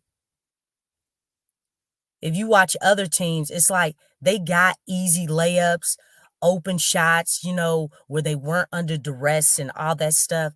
But with the Pelicans, it's like, why are all the guys always under duress? Why are why is there always tough shots? It shouldn't be like that. Yeah, the game is too hard, Lex. It Yeah, definitely it really is. it's too hard. It's not easy. Yeah. That's why a lot of people have said it's hard to watch the Pelicans play. It's hard to watch them play because, like, what are y'all doing? Just it's mind-boggling. That's also that's leadership plays and all that stuff. Yeah. but that's leadership from the head coach level off to because we've seen when the game, like the previous game, like I don't remember which games, but I remember watching, because it all kind of fades into each other. I remember watching games with the Pelicans where Zion Williamson dominated the game before, literally dominated the game before, doing the point Zion thing. The next game they come out and the point Zion thing, it's like, we're gonna come out, we're gonna do such. The point Zion they don't even do it. They have CJ McCollum bringing the ball up. CJ McCollum and BI playing ISO ball while everybody watching. And I'm like, well, what's going on here? Why is it? It's the consistency of what the offense is supposed to look like and how it should flow. And this was games where the Pelicans were dominating prior, and then they'll come into the next matchup, and it'll almost be like everybody caught amnesia. Like the offense would stall out, and guys would just be sitting and watching while BI happened too. Yeah, it was very weird, man. Yeah, they definitely would change up the style or change up the whole focal point. But that's one thing, is like, we never knew what type of Pelicans team we were going to get on a nightly basis. One night they would play well, next night, and even against better teams. Even against better teams, it's like, hey, it didn't matter if it was a better team or a bad team or whatever. It would always change, because sometimes it was a struggle watching games against below 500 teams. Yeah, that's true, man. We can't beat Orlando. I remember Orlando when they first came out, man. We can do, for the Pelicans have lost the last, I want to say 2 years worth of Orlando games. It's certain teams the Pelicans can't do anything with. And, like, they're a tough matchup. Yeah, Utah's another tough one for the Pelicans. OKC is becoming that. So it's a couple of teams where, and I'm like, man, that shouldn't even be the case. We have the talent. We're actually better than, so we're failing from a philosophy standpoint, from an execution standpoint, from an intelligence standpoint. Because a lot of these games are just out hustling the Pelicans. Like it were teams I remember watching, like the 0-27, the 49 wins was good, just blowing out the teams. But you really seen what the team was made of when the playoffs started. And people talk about Zion not being there and all this kind of stuff. And listen, BI being dinged up, he was injured. Well, not to the point where he couldn't play, but you could see obviously he wasn't the same dude. But if you're the head coach and you are put into a place where you've lost your number one option, your number two option is coming back from injury and is not 100%, and you have CJ McCollum there. What do you do? How do you handle that? Now, I don't expect you to like win the series. That depends because it'll take a team effort. Like you would have to dig into the bench, and on the bench you had Trey Murphy, you had Jordan Hawkins, you had Jose Alvarado, you had Larry Nance, you had Najee Marshall. I can keep going on and on. Some teams would be super happy to have talent like that. That if this guy's hurt, we can go to these guys and help. In Valanciunas, 82 games for the Pelicans, never missed one game. He was available the entire year. We got 2 7-footers we can throw at your people that can slow him down. Whatever the case may be, if I need a goon to go out there and rough that big guy up, Chet, and beat him up a little bit, kind of push him around, and I know that's not Cody Zeller's makeup, but I'm gonna send him out there. He's a 7-footer I can throw at that guy to muscle him up, to wear him out a little bit. I don't have to put Larry Nance, who's 6'6", run him up against a 7'1" guy or whatever. Why? I mean, I would have to switch it up. And we're rewarded. Let Larry play the 4 every now and again. Why don't you? He can do that. He can play the 4. Let that other 7-foot. I'm just saying, utilizing the talents of what you have against these guys. We got deep benches like these guys aren't guys. They can't make the excuse that all these guys on the bench don't have no damn experience. You had veterans like Matt Ryan, who's a hustle player who can shoot 3-pointers for you, sitting on the bench not doing nothing. But we're going to restrict our line. It's just the intelligence is what I'm saying. Intelligence, family. That's what it comes down to. But Lex, I'm going to let you had a floor one time. We got Brother Mose and we got Marley Mall chiming in. Hey, fam, listen, appreciate y'all being in PPR, listening to PPR in the AM. Y'all hit the like button for me. If you're listening on X, hit the retweet button. I guess, the retweet button or the re-X button, whatever the hell it's called over there. Hit it. It's free. Retweet it for us, hit the like button. Shout out to you guys. And we chime in the chat, man. This is your opportunity. This is the show for you guys. We want to hear from you guys. What are your thoughts on the Pelicans? Now is the time. I ain't gonna be doing the show tonight very long because I gotta go and cook. I'd be throwing down. So I gotta cook today. So get your ass on up here and let me hear from you. That's what I'm talking about. Lex, go ahead. It's up to you. Go ahead. Yeah, but real quick, I did want to say Happy Father's Day to all the fathers because it's shout out. Man, I forgot about that. Yeah. Thank you, Lex. Yeah. This is y'all's weekend, and we're hey, keep doing your thing. You are needed. You are important. Okay, so if anybody else is saying anything else, just block that out because you play a huge role, a huge part in the family structure. So kudos to all of you all doing y'all's thing. Thank you, Lex. Appreciate that, man. Much love to the Queen Lexxah, man. Giving out a shout out to all the brothers doing it right. Yeah. Father's Day is for the brothers doing it right, not for the brothers that's doing it wrong. But listen, shit up. Next Father's Day, it'll be for you. So if you're doing it right, man, congratulations to the brothers out putting in work and doing it the right way, baby. All right, Brother Mose, man, how you doing, sir? And you got Marley Mall we're going to bring up momentarily, but the link's in the chat for y'all to chime in. Much love. All right, Brother Mose, are you there, sir? Yeah, I'm here, Q. All right. I'm just sitting here looking at the events of what went by, what happened the last week with us losing Trajan Langdon, Vincent, I guess a couple other guys, right? So we're really in a flux right now, right? So David Griffin get to make some more choices and some more decisions that more than likely will be wrong. When we bring in, whoever is next, to be with GM and the shooting coach. I'm wondering now, like I saw you guys on the other night, and I was like, well, if Vincent is leaving, so maybe we'll draft some guys that can shoot now and won't have to try and teach them how to shoot, right? So I'm just sitting here waiting to see what they're gonna do with with the new decisions that they need to make, man. Because right now, when I tell you I have no confidence, I have about as much confidence in David Griffin as we should have in the Supreme Court right now. You know what I'm saying? So it's just bad, man. It's just bad. It's every aspect of Pelican fandom is bad, when you couple that with, what's going on in the country, man. Like, man, Jesus, just getting up in the morning, it gets kind of rough, man. Just thinking about this stuff. But personally, man, I just don't have any expectations anymore, right? Because I don't think Willie Green is a good coach. And, you have to learn and get better. He doesn't seem like the type of guy that can get better to me, right? He is who he is, right? Maybe he's 2 jobs away from being a good coach, but right now we stuck with a guy that's trying to learn on the job, right? And he's 4 years in, and he still know what he's doing, and once again you still got.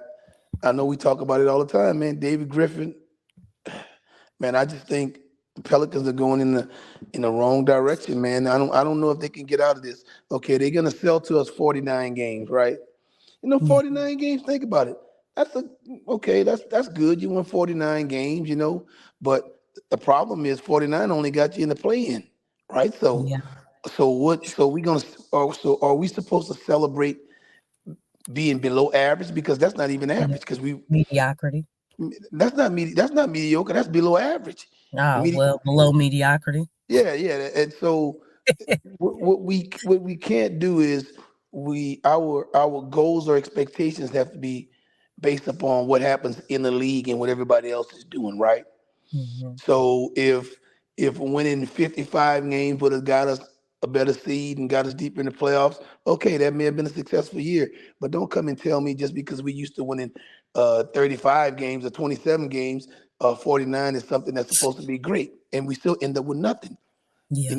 What Billy Preston that songwriter said, nothing from nothing, leave nothing. So that's basically what we have. We have nothing, and we're supposed to be happy about that, man. So me personally, I'm giving the Pelicans one more year, Q. And I know it's hard, man. I'm giving them one more year, and Mm-hmm. after that, the apathy will start to set in because it's obvious that Gail Benson don't give a damn about this. So why should we? Why should we drive ourselves crazy? At least he's making money. Yeah. You know what I'm saying? The rest of us are just driving ourselves crazy, being with fandom, right? Pulling for a team and pulling for an organization that structurally is wrong. They don't have any expectations. You know what somebody needs to do? We need Gail Benson to be interviewed.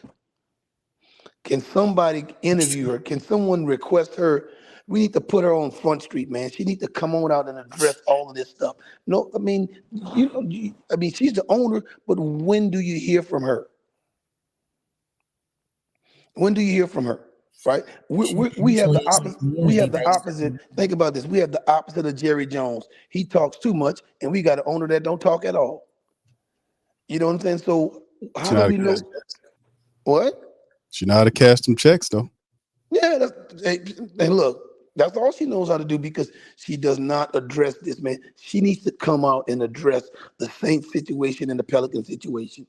Okay, you're the owner, or you just the owner in like I said, she's like the Queen of England. She's just a figurehead, but somebody else is running the thing. I mean, we need to know where the buck basically. stop. I mean, who do we talk to? Who do we address our letters to? Who do we address our concerns to? I don't want to talk to David Griffin about the Pelicans. Why? Because I want him fired. So why would I talk to a guy? He can't solve the problem. He is the problem. He would explain to you, Mose, why you're wrong. No, Why I'm not. No, he's not going to explain that to me because I'm And not going then to listen he to no would foolishness. call you a good human being. you're not a good human being, Mose. Cut it out. Well, when it comes to him, I want to be an awful human being. I want him gone, bro. I want him getting unemployment Yeah. checks. That's where he need to be because think about it, man. Think about all these professional sports leagues that's going on in these teams. Man, you 5 years and you still hadn't done anything. Man, you gone. And then they signed a secret contract. Yep. Look, they hustle Gail, man. I Well, keep saying that they hustle her bad. She's a well, willing participant, though, Lex. She's a willing participant. yeah. She doesn't. Yeah, he's taking advantage of that. But she don't know any better. She's not. Man, Gail Benson is not running anything. That's Dennis Law. That's Laucha. See, Dennis Yeah. Law. You That's still supposed can't get hustle like that. I mean, a lot of times when you see somebody who got money, you know what I'm saying? I mean, they're pretty brilliant. I mean, looking at her, it's like, dang, man, like you gonna let these people do this to you? Do what to her, man? That woman got money. She ain't nobody do nothing to her.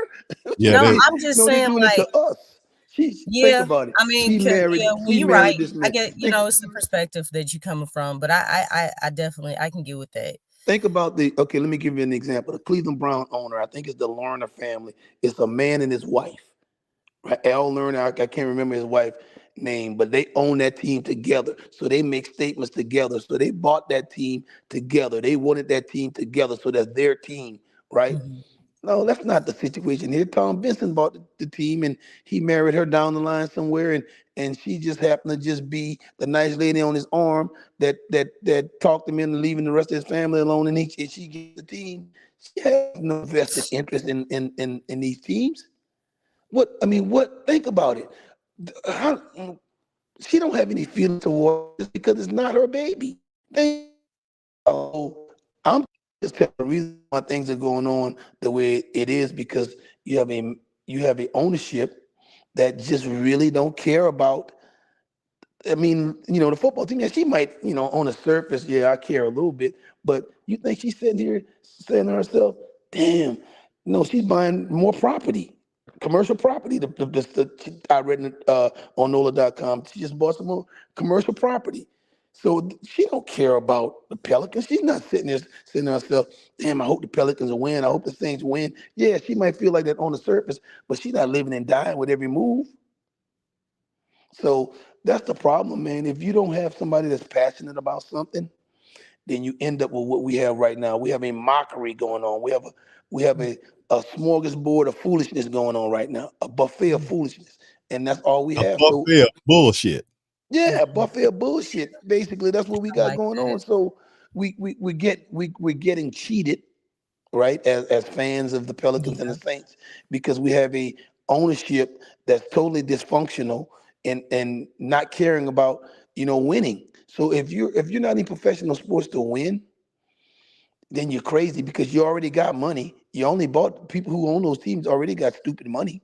yeah, So if you're there just looking at it as another investment, you don't need to be in professional sports because that's the wrong approach to take to it, right? You should be here to win. It should be your competitive instincts. How competitive is Gail Benson? Very competitive when it comes out of that interior decorating. yeah, Exactly. You know what She I'm a, saying? she a champion. She You got, know, but that's what I'm saying though, Mo. She's a fish out of water when it comes to this pro game.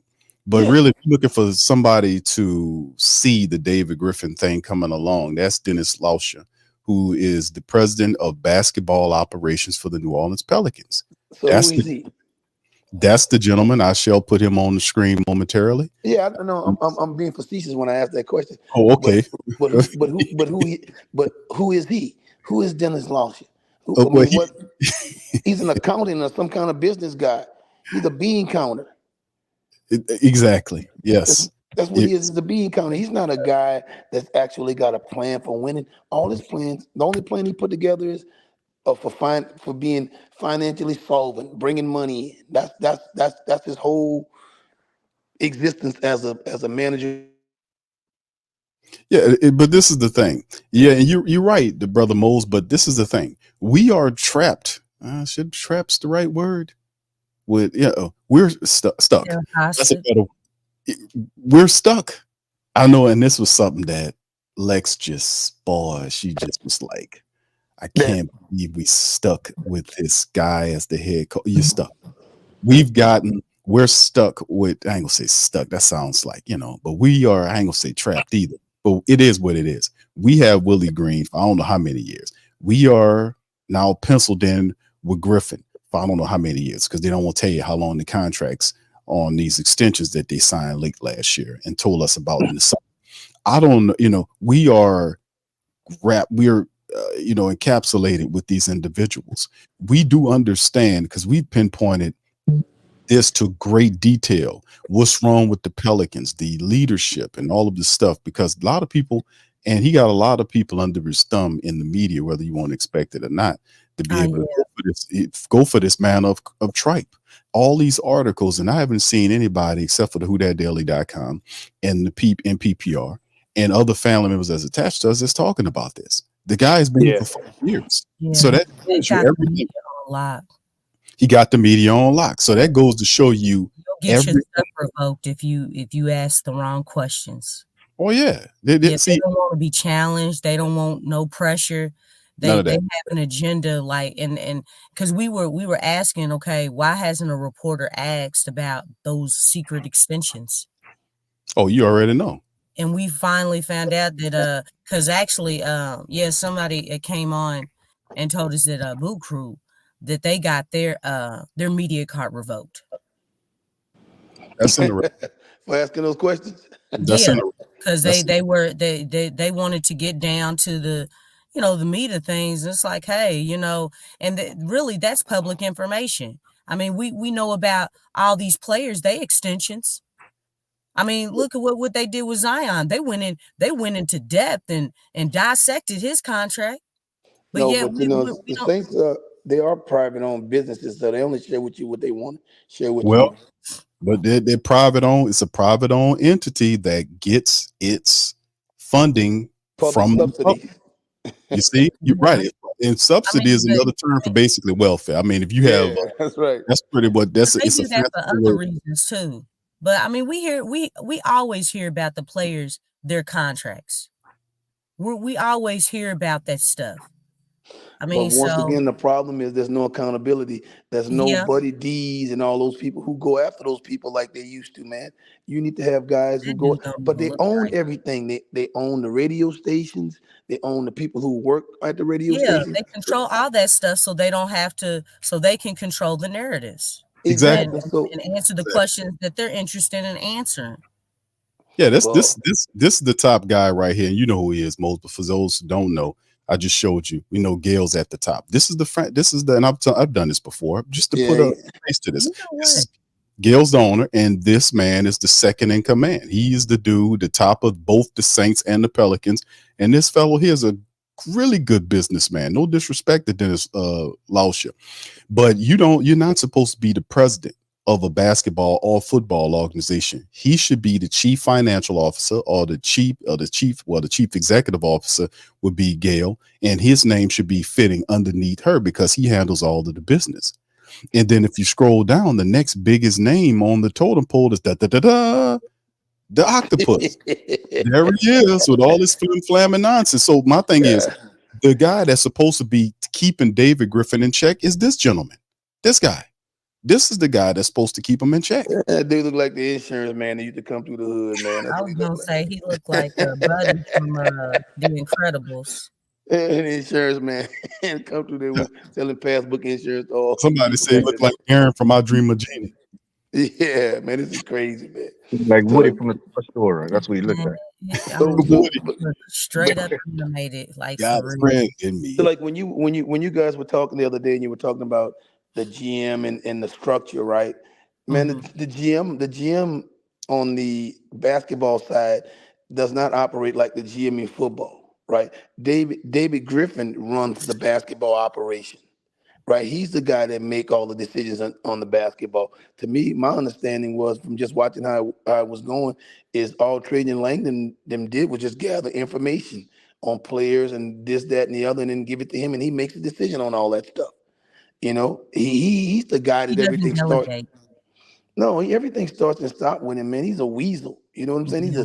He's a slickster. He's a guy that talks his way into everything and just Mhm. try to be good with everybody and come with crazy talk. But he really doesn't produce anything. He doesn't produce anything. Think about it, man. Look, man. The bottom line is, in sports, it's about wins and losses and championships. That's what it's all about. It's not Mhm. about incremental progress and hey, you guys need to be satisfied with the little bit I'm giving you because you didn't have much in the beginning, right? That's the kind of way they treat us, right? You guys are not used to winning, so anything that's better than what you have had, you should be satisfied with that. We consider my thing is why can the Lakers always expect to be a champion? Okay, why can Boston always expect to be a champion? They're playing in the same league we're playing in, so we can't want nice things. I mean, I don't. I mean, That's The crazy. market I don't pressure. Right, what Pressure on think. the market. Most.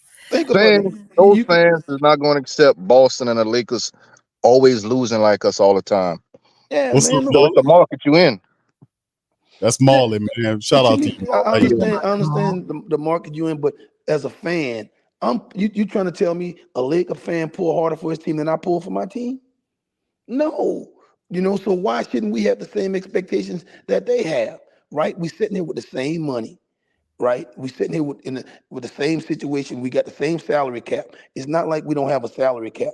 And you can spend as much as you want to, like baseball. Them guys can spend, they can go over the cap or whatever. Bro, we have the same salary cap. And now the way the rules are now, teams can't be held together for too long because you start reaching that second apron and all kinds of stuff like that. So That's right. now, it's really up on your organization, draft and developing your players and coaching because everybody's working with the same situation. You can't have 3 stars on your team no more anymore because you can't afford it. So you can't. That's in other words, the new rules came out to kill that LeBron James stuff, super teams. You can't do that anymore. So now you have to draft and you have to develop. You have a coach. First of all, you got an organization that can't draft, and you got a coach who can't develop. You stuck. I was just thinking the other day, they were hoping that Derek Lively fell to the Pelicans because the Pelicans was going to take Lively, right? Now you tell me right now, you guys see what Lively is doing in the playoff. If Lively was with the Pelicans, would he have gotten playing time? I think so. We don't know. I think he would have I got it believe if he because, could switch, yeah, that's what I'm saying. like if He, Willie Also, wanted him to switch, with he'll get Willie, playing time. I with think, Willie's track record, he might have got a minute here and there, and the minute he made a mistake, his ass would have sat on that bench for 10 or 15 games in a row. He but he's, don't. but most, in you can make mistakes defensively, like in terms like offensively, boom, he gets you out of there. But defensively, if you're showing the effort that we know, Willie Green, that's how players get on. That's how we seen Dyson Daniels, Herb Jones. If they show the defensive wherewithal and they have a high degree of defensive wherewithal or intelligence and they get out there, he'll be patient on you with the offensive game. If your lack of offensive game, that's one thing we do. Like I said, it ain't hard to decipher Willie Green's his Philosophy, yeah. approach. Exactly. I mean, if you're a defensive player, because Lex, you know this, defensively, you earn points with Willie Green. You've seen Jose Alvarado, you've seen Najee Marshall, you've seen Herb Jones. We've seen guys, Dyson Daniels, those guys. You see Dyson get the minutes. Like, why is he ain't paying, Jordan Hawkins?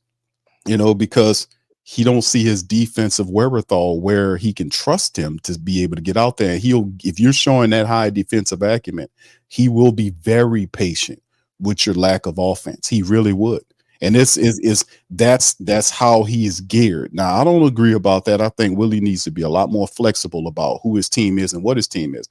But like I said, that's why I look at Willie Green and I say, you asked about the Derek Lively thing. I think that Willie Green would have given him an opportunity to play more because he fits what Willie Green is attempting to do. And the Pelicans did not enough to actively get Valanciunas off the team and bring in a center where he can deal with the switch or die mentality, that Willie Green has. So that's what I'm looking at. This draft is like at 21. I think it'll be a big prospect, a guy. Whether people saying Edie, I think it should be Holmes. If he falls that far, a lot of people like Ware. It has to be. It's to be a defensive guy that has the ability to play Willie Green's switch all or die philosophy that he likes to employ. That's what it comes down to with me. And if they do that, then you will see some of that stuff happen. But Valanciunas and who's the other guy, Lex? The other 7-footer we had, Zeller. Zeller. Yeah, with Zeller. Those guys. And that's what I was saying about the Pelicans moving forward. Willie Green, obviously, he didn't like. I ain't gonna say not like, but he wanted different players. Right, different players there. So it's very interesting with Willie Green, man. But if guys are defensive inclined and they're young, he has for the last 3 years. We have seen him do that. So that is the key to getting on the court with Willie Green. But don't you need if you can't get guys that can do both, you need to have guys that can do a little bit of each, right? So because if you look at the season that passed, right, And the Pelicans sometimes they would come into the third quarter and they would have a good third quarter and they would be losing toward the end because they couldn't score. So if you can't score, then okay, now I need to put my guys in that can score, right? Where I can get buckets. To me, he's just a guy that he does not have a feel for the game. And he's stuck into, like you said, to that one philosophy. I'm watching Joe Mazzulla. Now, granted that the Celtics have better personnel than the Pelicans do, right? But doesn't he look like a guy that's always in control of his team and what's going on? Yes. I mean, you look at Willie, man. Willie got that dull look on his face. Yeah, You know he what I'm saying? does all the Like the time. same, like a deer in headlights, man. Like he's trying to, once. In other words, if we practice something, okay, and all of a sudden something happens in the game where a change got to be made, he cannot adjust. He can only do what he prepared to do when he first got into that thing. He can't make adjustments on the fly, on the run. He's not a quick thinker. He's a guy that only can do what we practice. You know what I'm saying? You have to be able to adjust in a basketball game. If a guy is going off on you, you have to be able to stop him. You know what I'm saying? If we can't score, then maybe I need to put some guys in that can score at this moment.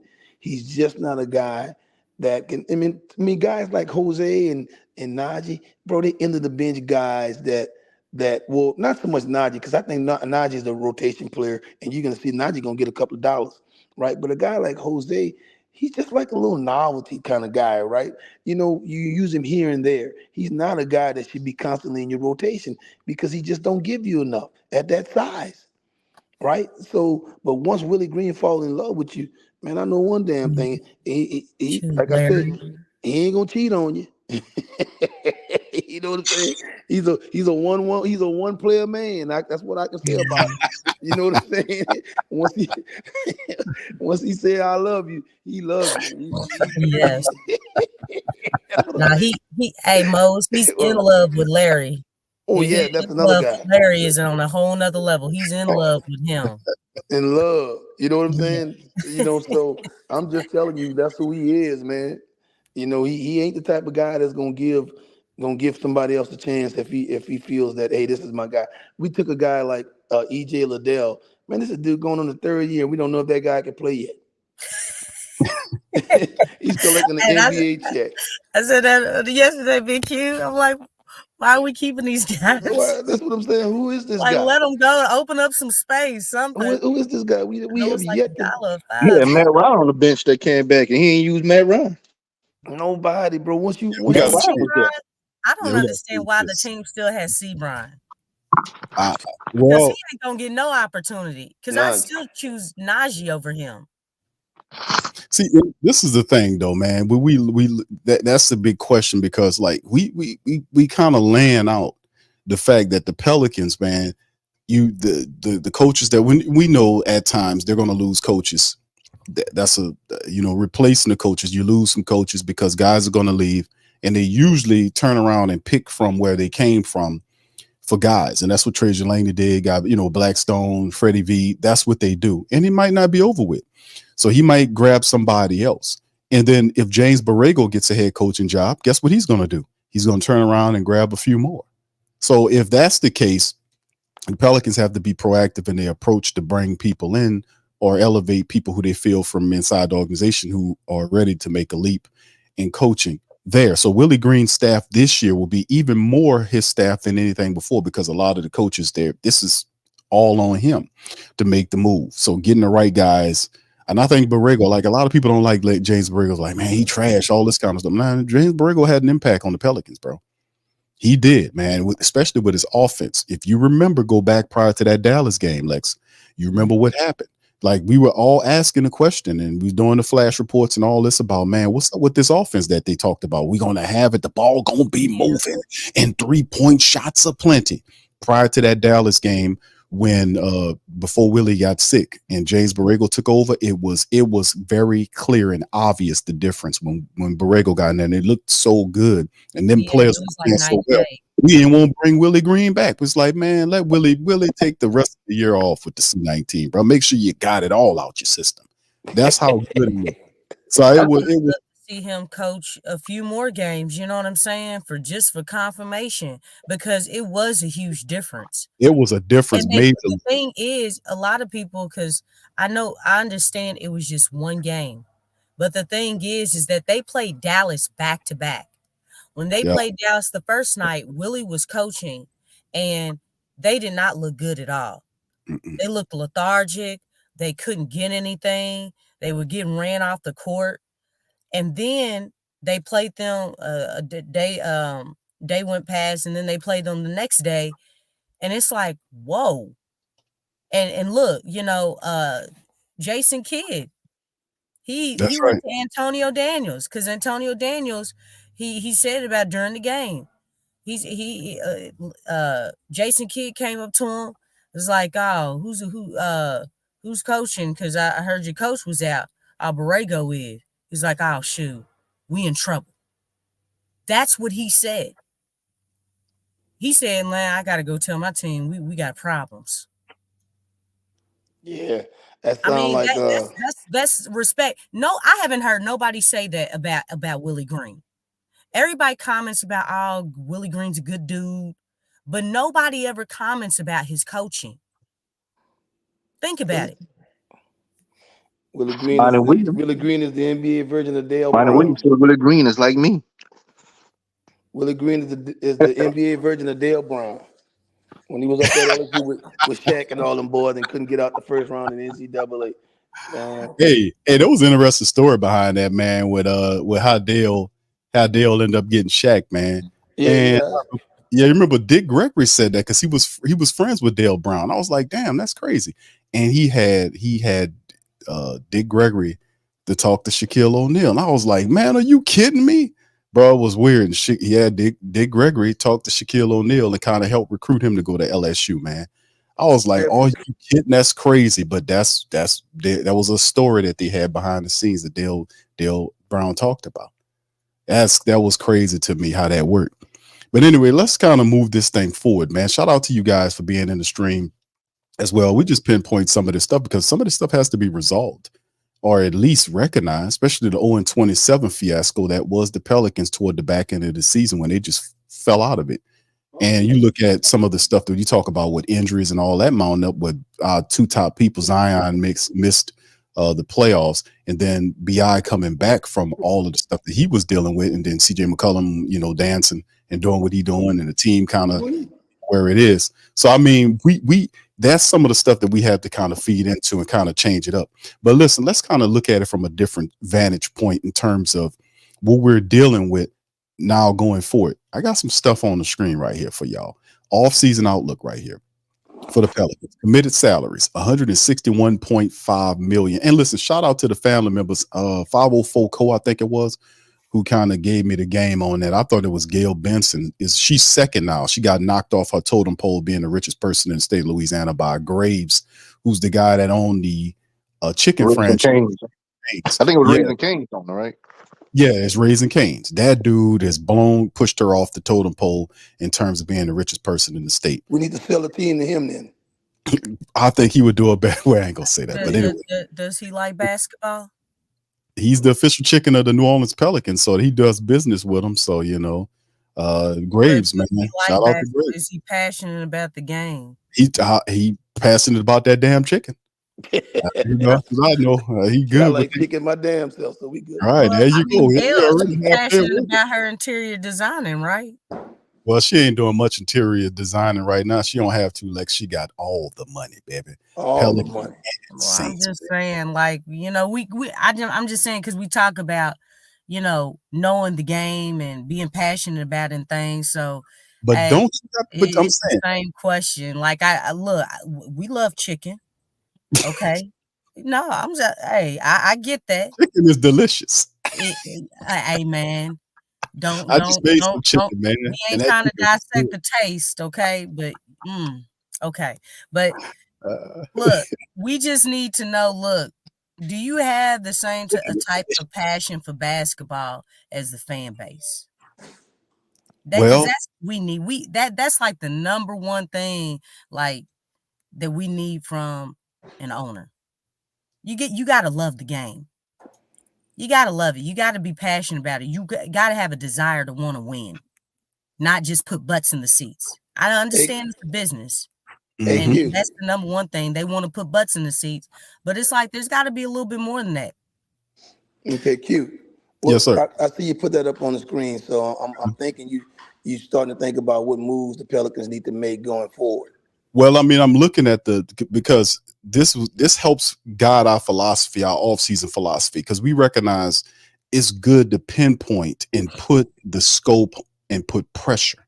It's only one person you need to focalize all of the pressure and the heat on, and that's on David Griffin. And he understands that his fall guy that's who Trajan Langdon was. He's gone to Detroit, so there is nobody to blame. Now he can blame Willie Green, but he rises and falls with Willie being that this is his third coach in 5 years, so he can't get him up under that. Okay, so we putting pressure on him. Okay, so that's number one. Number two is, if you look at the graph that I have on screen for the people, and then when we go back, I'm gonna kind of talk to the radio people about it, but 161.5 million is currently the committed salaries of all players involved. The tax threshold, right, is 171.3. As you can see, that's 10 mil. The first apron before the Pelicans get to that first apron is 178.7. Right, and that includes the both first round picks, or that included in the mixture. Now, and this is some of the offseason outlook. We're talking about the money. This will help decide the philosophy of how the Pelicans will improve the team. So what to watch for? The future of BI, extend or look to move, which they've already decided they're not going to pay him that large extension. So they're going to look to move Brandon Ingram. And even the Octopus, Doc Ock, said that he's seen enough. He's seen enough, so they're going to reset the core. Filling in the void at center. Where does that come from?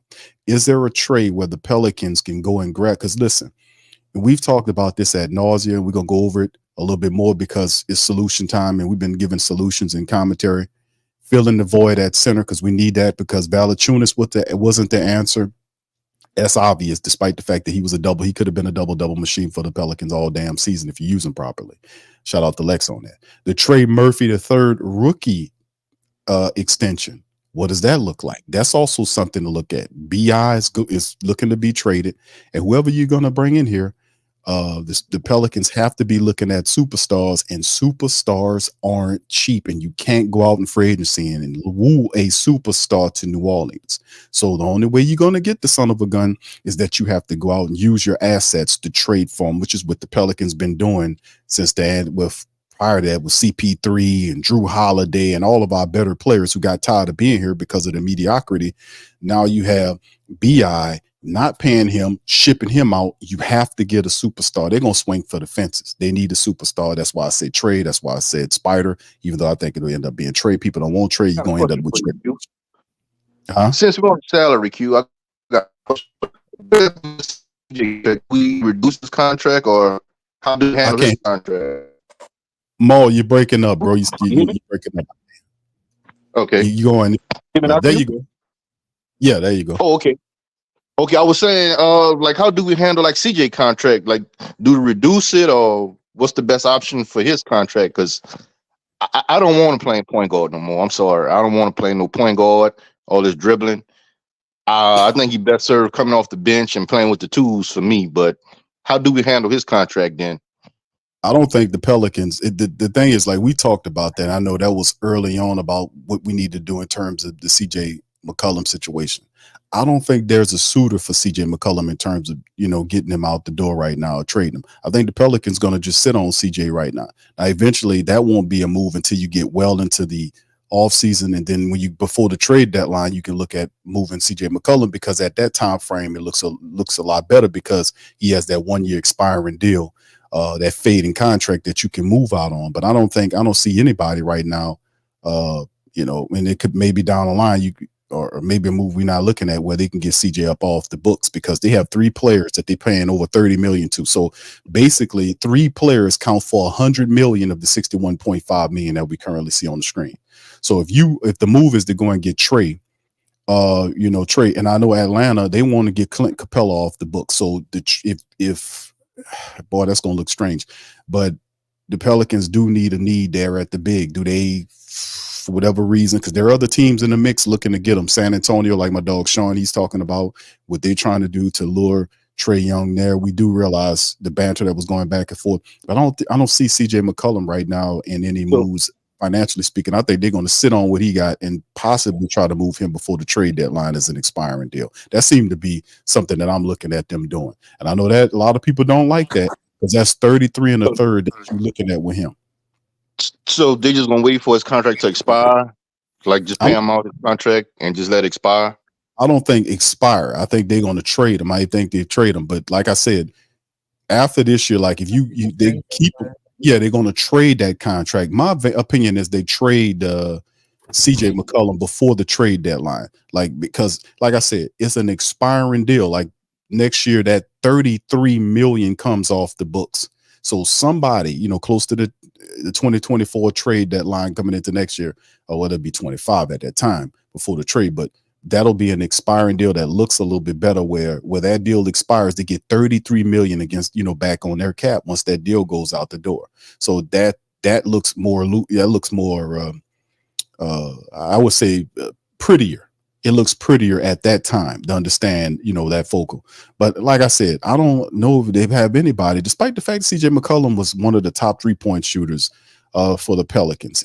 That's way too much money. And you got to move on from him anyway, because you reset the core and he's not a part of the new core that you want to have. So if you're bringing in Trae, some kind of way, you're going to have to move these guys around, and what if Atlanta says, hey man, we'll give you Trae, but you got to take Clint Capella, which is what, 20 million or whatever he's making. You got to take his deal and all this kind of stuff, and you might have to throw in it because like I said, it's only 2 people I really realistically think that the Pelicans going to target. They need a superstar, and if you look at the trades at that position, there's only 2 guys that fit that bill right now. That's Trae Young, which is I think their number 1 option, and they also said that they're interested in Spider. I don't think they get Spider, but those are the guys, and those are superstars. They need a superstar with Zion. Hey Q, but part of the problem is the Pelicans is not the only team that have bad GMs, man. There's a bunch of bad GMs out there because to me, if you had to think about what the problem that the Cleveland has and Atlanta have, right? You've had these teams for 2 and 3 years, man. If they're not doing anything or advancing as a team, you need to start making moves with those players. Maybe if you trade one player here for another player that might fit better with the group you have, then maybe your team could be better. So we're not the only team that's sitting here with a bad GM. The Atlanta GM sucks. Whoever he is, I don't even know who he is. The Atlanta GM? Oh, that's Landry, isn't it? Isn't that your boy Landry? Yeah, Landry. Yeah, Landry's up there. Yeah, and I think Landry Fields. I think that's Landry Fields. Is their general manager? He used to be a player. That's right for the Knicks. Well, he's not a good GM either because to me, there's no way in the world that I'm going to run that Atlanta team back again. You got to be a damn fool if you do. And the same thing with Cleveland. I'm not going to run those teams back. But if I need a wing, let me go out and get BI and move one of my guys for that guy, and that'll make both our teams better. But these guys are so scared of their jobs and that they're trading away somebody that's going to go somewhere else and be successful, they'll just sit there and sit pat and get the same thing every year and then eventually get fired. Man, I'm making moves. I mean, I wouldn't set on a team after 3 years if I'm not getting any better. I'm going to make some moves. You got to move some guys out. Change what you're doing. Look for better fits. Yeah, that's true. We're not the only team, and you got to think, man, Memphis is going to be a better team next year, man. If Ja Morant come back healthy, the whole division, Mose. Yeah. Like Houston, like they started to come alive. I know it was kind of, it was kind of late in the game when they started to make their run. Trying to beat out the Warriors to get into the play-in, but they were playing well. And they're going to get some help for Wembanyama because Sean was saying that they're looking at Darius Garland and Trae Young as well. Well, the Rockets need to make some moves too because they got too many young players, right? So they need to move out and get them a veteran. Sending BI over there for that what's your boy name who came out of Auburn, that center, man, that wouldn't be a bad move right there. If we that could come in and take care of 5 and give us a stretch 5. That could shoot, rebound, and run the floor.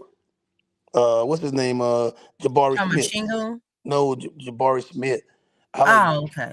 To me, he plays the 4. Yeah, but he's really a 5 to me. because he's a 6'11" guy. You know what I'm saying? So the way the game is now, you want. I mean, to me, he would really excel at the 5 position. A guy that can run the floor and shoot the ball like he can. I just think he really. I mean, he's really think about how effective he is at a 4, but at a 5, man, he would destroy people as a 5. Especially playing with Zion because now you got that stretch 5 that you're looking for. And then you got a guy that plays above the rim. So and that's what the Of course, Pelicans. he might be part of their core though. Him and Jalen Green, I don't think they want to let them But go. they got to move somebody. They can't pay all of those guys all of the contracts. You're already paying Van Vliet, what you're paying him, right? So Şengün gonna need a max contract. Jalen Green's gonna need a max contract. Jabari Smith, you don't have all those maxes. So you're gonna have to move off of somebody at some point, right? You can't pay all of those guys max contract. I was reading just this week, the new contract, the new TV contract that the NBA is getting. They said by the year 2032, a max deal is gonna be like $1.1 million per year. That's what a guy's gonna get when he signs that extension. He's gonna get, if he get a 5-year, 101 million. That's a $500 million contract now. Man, that's crazy. If I'm a young guy right now, and I'm looking for me a wife, she gonna be 6'5", bro. I'm gonna make me some babies. I want to make me some NBA guys. I hate to say it like that. I'm looking for some 6'5" girls to have some babies with, man. I ain't lying. Just leave love out of it, right? No, what love got to do with it, man? Just leave that all the way out. I had an uncle used to say, love don't make you go to the bathroom. You got to eat. Happy Father's Day, everybody. Happy Father's Day. Yeah, But- man. I'm looking. Man, Let me look at this. We'll finish this and let me put it on screen for everybody. That's the biggest I can. Let me see if I can kind of zoom in on this thing so everybody can see it, because this is a big, it won't go any larger than that. But this is one of the things I kind of talked about, family, in terms of the all-season outlook, just to finish up on it. This is some of the things the Pelicans are facing besides all of the turnover with the assistant coaches, that they'll have to fill slots for that. The trade of Brandon Ingram to bring back a superstar. That's the mentality, because they can't afford to sign anybody in terms of that ilk that'll be interested in Pelicans. So you have to get them via trade. So that's why I'm saying they're going to try to do their best. Now, if they don't get a Trae Young, or if it's too much for them to get, or they asking for too much, then I can see them falling back to perhaps a DeJounte. What's too much? What's too much? What's too much to you? Them asking for like what they did last year. Like they were trying to get Herb Jones in a deal for DeJounte Murray and all that, and they turned them down on the Herb Jones thing. But if you give them BI, I think I wouldn't give them like my shooters. Herb Jones to me is off limits. A lot of people saying, see, you're gonna be like everybody but Zion is off limits. Everybody but Zion is off limits. See, so I wouldn't give up Herb. I think Herb fits what we're doing. If you can keep Herb, if you can keep Trae, if you keep Jordan and a guy like that, then I think you're doing good, because if you get Trae Young, you pair him with all those shooters, I think you're doing yourself a good justice. And all of the space that you're creating, and all of just with Zion being such a really great big that can be able to pass the ball to these shooters that are positioned everywhere, I think that will help the Pelicans offense just flow like unbelievable. So I wouldn't give up a Herb Jones. I wouldn't give up Jordan Hawkins. I wouldn't surrender some of the players, Trae Young. I mean, Trey Murphy. In the perfect world, right? You're talking about in the perfect world. But I'm saying, but I wouldn't surrender them. Now, for everybody else, to me, is up, including the Pelicans have a treasure trove of first-round draft picks that they could throw at Atlanta to entice them. Come on. We know that. For me, the only guys I would keep off limit would be Zion and Trey Murphy. Okay. Me, everybody. I mean, man, I love Herb, but I'm not gonna let Herb be the reason why I can't get Trae Young. I just wouldn't let that stand in my way of getting Trae Young. Man, we need right now. We still gonna be stuck in the same little thing. Okay, if we don't get him, and we still gonna be here with Herb making great defensive plays, and we still getting winning 40 something games and not going anywhere. Man, sometimes you have to give up something to get something. But that's not giving the BI is not nothing now. I mean, we do have. But if that's not what they want, if that's not all they want.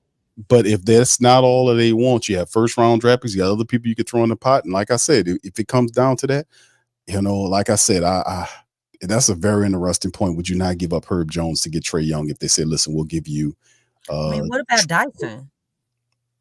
Who? Dyson. See, a lot of times I'm watching all these deals But, that's being made by see, other people, media, right? Mo's is not. He don't believe in that. He said give up Dyson because see, Mo's philosophy has always been you don't fall in love with these players.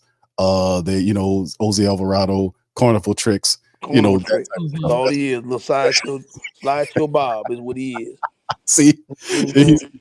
but see, he said these are Walmart players. Like you go to Walmart, you can go buy a Najee Marshall, stuff like that. So Yeah, see, he coincides. He co-signed that. yeah, But that's what I'm saying, man. But everybody want to make a trade, and you want to give up your junk. You don't want to give you yeah. Well, Like sometimes the Kings, one man's the junk Kings is want, another man's treasure, though. but that depends on what the junk is, though. So what I'm Yeah. saying is, you in other words, the Kings they want Bi, but they want to send us Harrison Barnes and Kevin Ward. Who want that?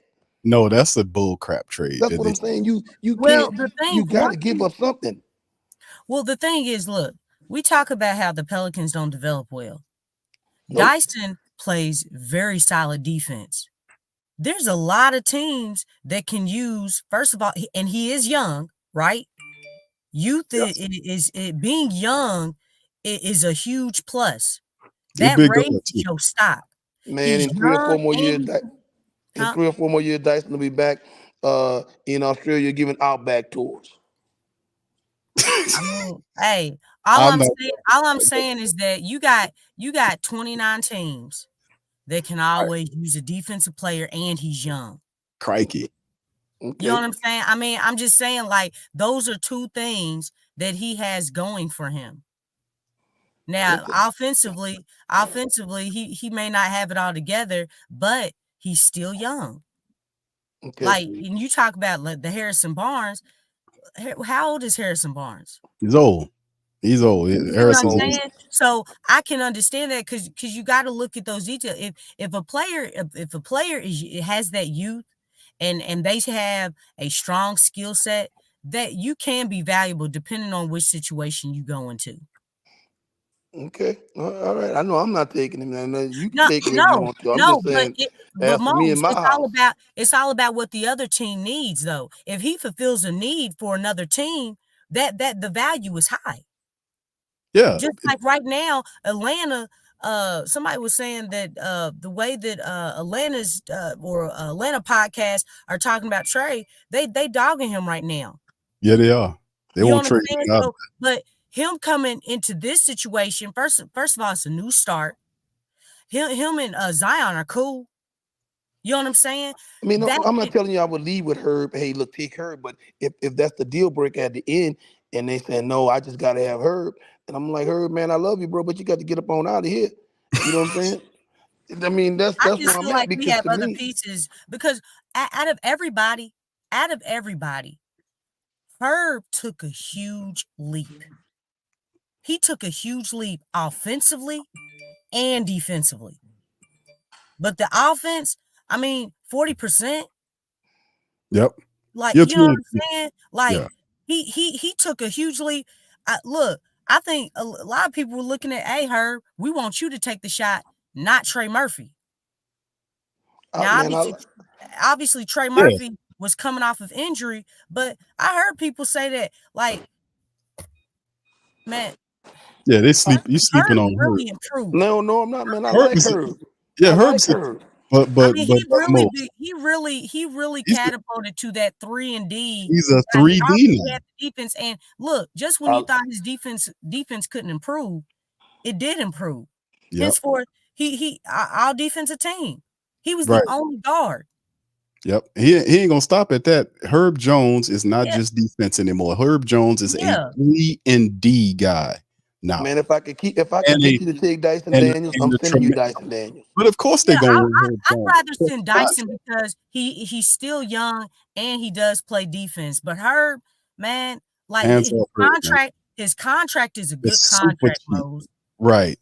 You know what I'm saying? I understand all that. That's probably the best decision that they made with him. Is they got him that new contract the year before. I don't like you should have been Herb agent because Herb would have got more money. He deserved more money. Now, if they didn't wait a year, now they jumped up where they were supposed to and gave him that money. They didn't even haggle with him. And now imagine if they had waited.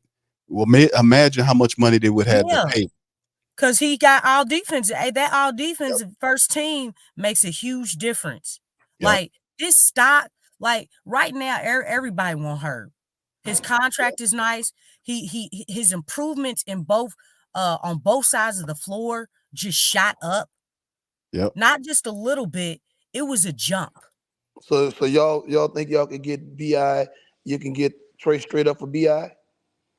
I wouldn't say Trey because the contracts don't Yeah, match. the contracts don't line up. Yeah, because mean, Trey Murphy. I mean, Trey Young makes $43 million. He's like a 40. Dyson and those picks that they from the Lakers and the Bucks that you are not using. It would more than like yeah. I mean, the benefit, but you're like, right. It wouldn't be Atlanta. Wouldn't be like, hey man, I want to send Larry. If I got to get rid of anybody, I'd like to send Larry over there with him. Yeah, that too. Because the thing is, I mean, we do need another small ball guy, but I don't know. You know, Willie's really in love with Larry, so he might have an issue with that. He might have some withdrawals. Willie ain't calling no shots on that, man. Dave Griffin don't give a damn about Willie. What Willie think? Are you sure? Because they tied in together, Mose. Yeah, it's pressure zone. They are tied in together. He's a Griff hired him third coach. Griff gonna throw him under the bus. How much you want, bet? I'll tell you one thing that because it does make the deal flow. I mean, if they want Larry Nance, that's the whole thing. Because Larry on expiring too, though, right? But Trey, I'm gonna have to check on. Yeah. He's on an expiring. I think he had one more year left after this. This is it here. It was a 2-year deal, and it kicked in this year. They extended him a year before. I'm gonna look it up, but yeah, I still think that like if you look at what you got going on, like Trey Young is 43 million. I want to say, and BI is at 33. I want to say I think at 33. So him and Larry would match up money wise. Larry would be perfect if you threw that in there in first round draft picks. But then again, like I said, it depends based on other offers that they're receiving. But I think the Pelicans can give them. So you think there's a lot of trade talk going on Larry's right now? This last year. Larry, well, at the onset, I know they got a priority list at the very least. I mean, you got the draft coming up. What next week? What is 23rd. It next week? The next, yeah. So you got a little bit before the draft comes up, and you will start to see the Pelicans on the court decide what things look like. They'll have who's going to be the 21st draft pick for the Pelicans. A lot of people believe it'll be a big. So if it's a big, that kind of reshapes things. But Larry Nance, if you can make the deal go, and it depends on other deals, but I think the Pelicans have enough draft capital and assets on the team where they could be able to offer a decent package to Atlanta for Trey, because they'll be motivated to move him. And you're right, Mose. His Larry Nance contract, according to Sport Track right now, is showing us that he in the last year of his deal at 11.2 mil. Now this is a question right here. Who you think can put a better deal together for Trey than we can? Because that's what you're getting into, right? I don't think San Antonio can put a better deal together than we can, because they don't have a player with Keldon Johnson. Who wants Keldon Johnson? Yeah, I don't know if Keldon Johnson is the throw-in that they're marching with. I'm not sure. I thought Keldon Johnson was a free agent, so I don't know. I mean, I don't know. It's Devin Vassell. I know he has a fat contract, so the numbers will have to work some kind of way for it. But I know they gave Vassell a big contract. I think he might be the guy you throw up in there. But that's got to be part of their core, though, Vassell. I think everybody's up for grabs except for Wembanyama, I think. So I mean that's what it appears like San Antonio's going for, because Wembanyama's forcing their hand to develop the team fast. That's why they're trying to land a proven player. So if it's not Trey Young, they're looking for a backup player. I've heard rumors about Darius Garland, even though Cleveland's bucking that right now. They want to keep the core together. I think it's just them creating more of a market for Darius Garland. But in the end, Rich Paul said if they sign Spider, that they gonna ask out. Yeah, I believe Rich Paul too when he says that. Me too, because he's shifty. But he knows the game. That's why he's so effective. I mean, Rich Paul knows how things goes, man, and he knows how the NBA world is. He knows how to take the steam out of things, like he did when Anthony Davis was here, and he told people, "Listen, you can trade AD to the Boston Celtics," because that was a potential trade that was on the horizon where we could have got a really good player from Boston, but Rich Paul got involved and said, "Hey, listen, you can trade him to Boston, but I'm letting y'all know that once his 1 year is over with, he's going to go to LA. He did that. And that just killed the deal. And they forced a one-way situation where you better get this value for the move. So yeah, he knows how the game is playing, and he's a product of the game. Can I tell you? And that's why he's so effective, because he knows how this goes and how to unravel things. A lot of people don't like him because he's effective. But the thing right now, Q, when you look at that offseason stuff, and there's no better time to be a small market team with the new CBA, right? With not being able to have these super teams anymore and people forcing trades like that, right? Because somebody cap might not be able to absorb that much salary, right? Man, if that's why your guy, Griffin, whoever he is, got to be smart and shrewd, that could draft well and trade well. Because you can develop a championship team if you got the right guy in place who know what he's doing. And that's the issue we sitting on right now. You know, we don't have the right guy. But that's regard, and you're right, Mose. You're 1,000% right about that. You know, moving forward. So basically, like we handcuffed here.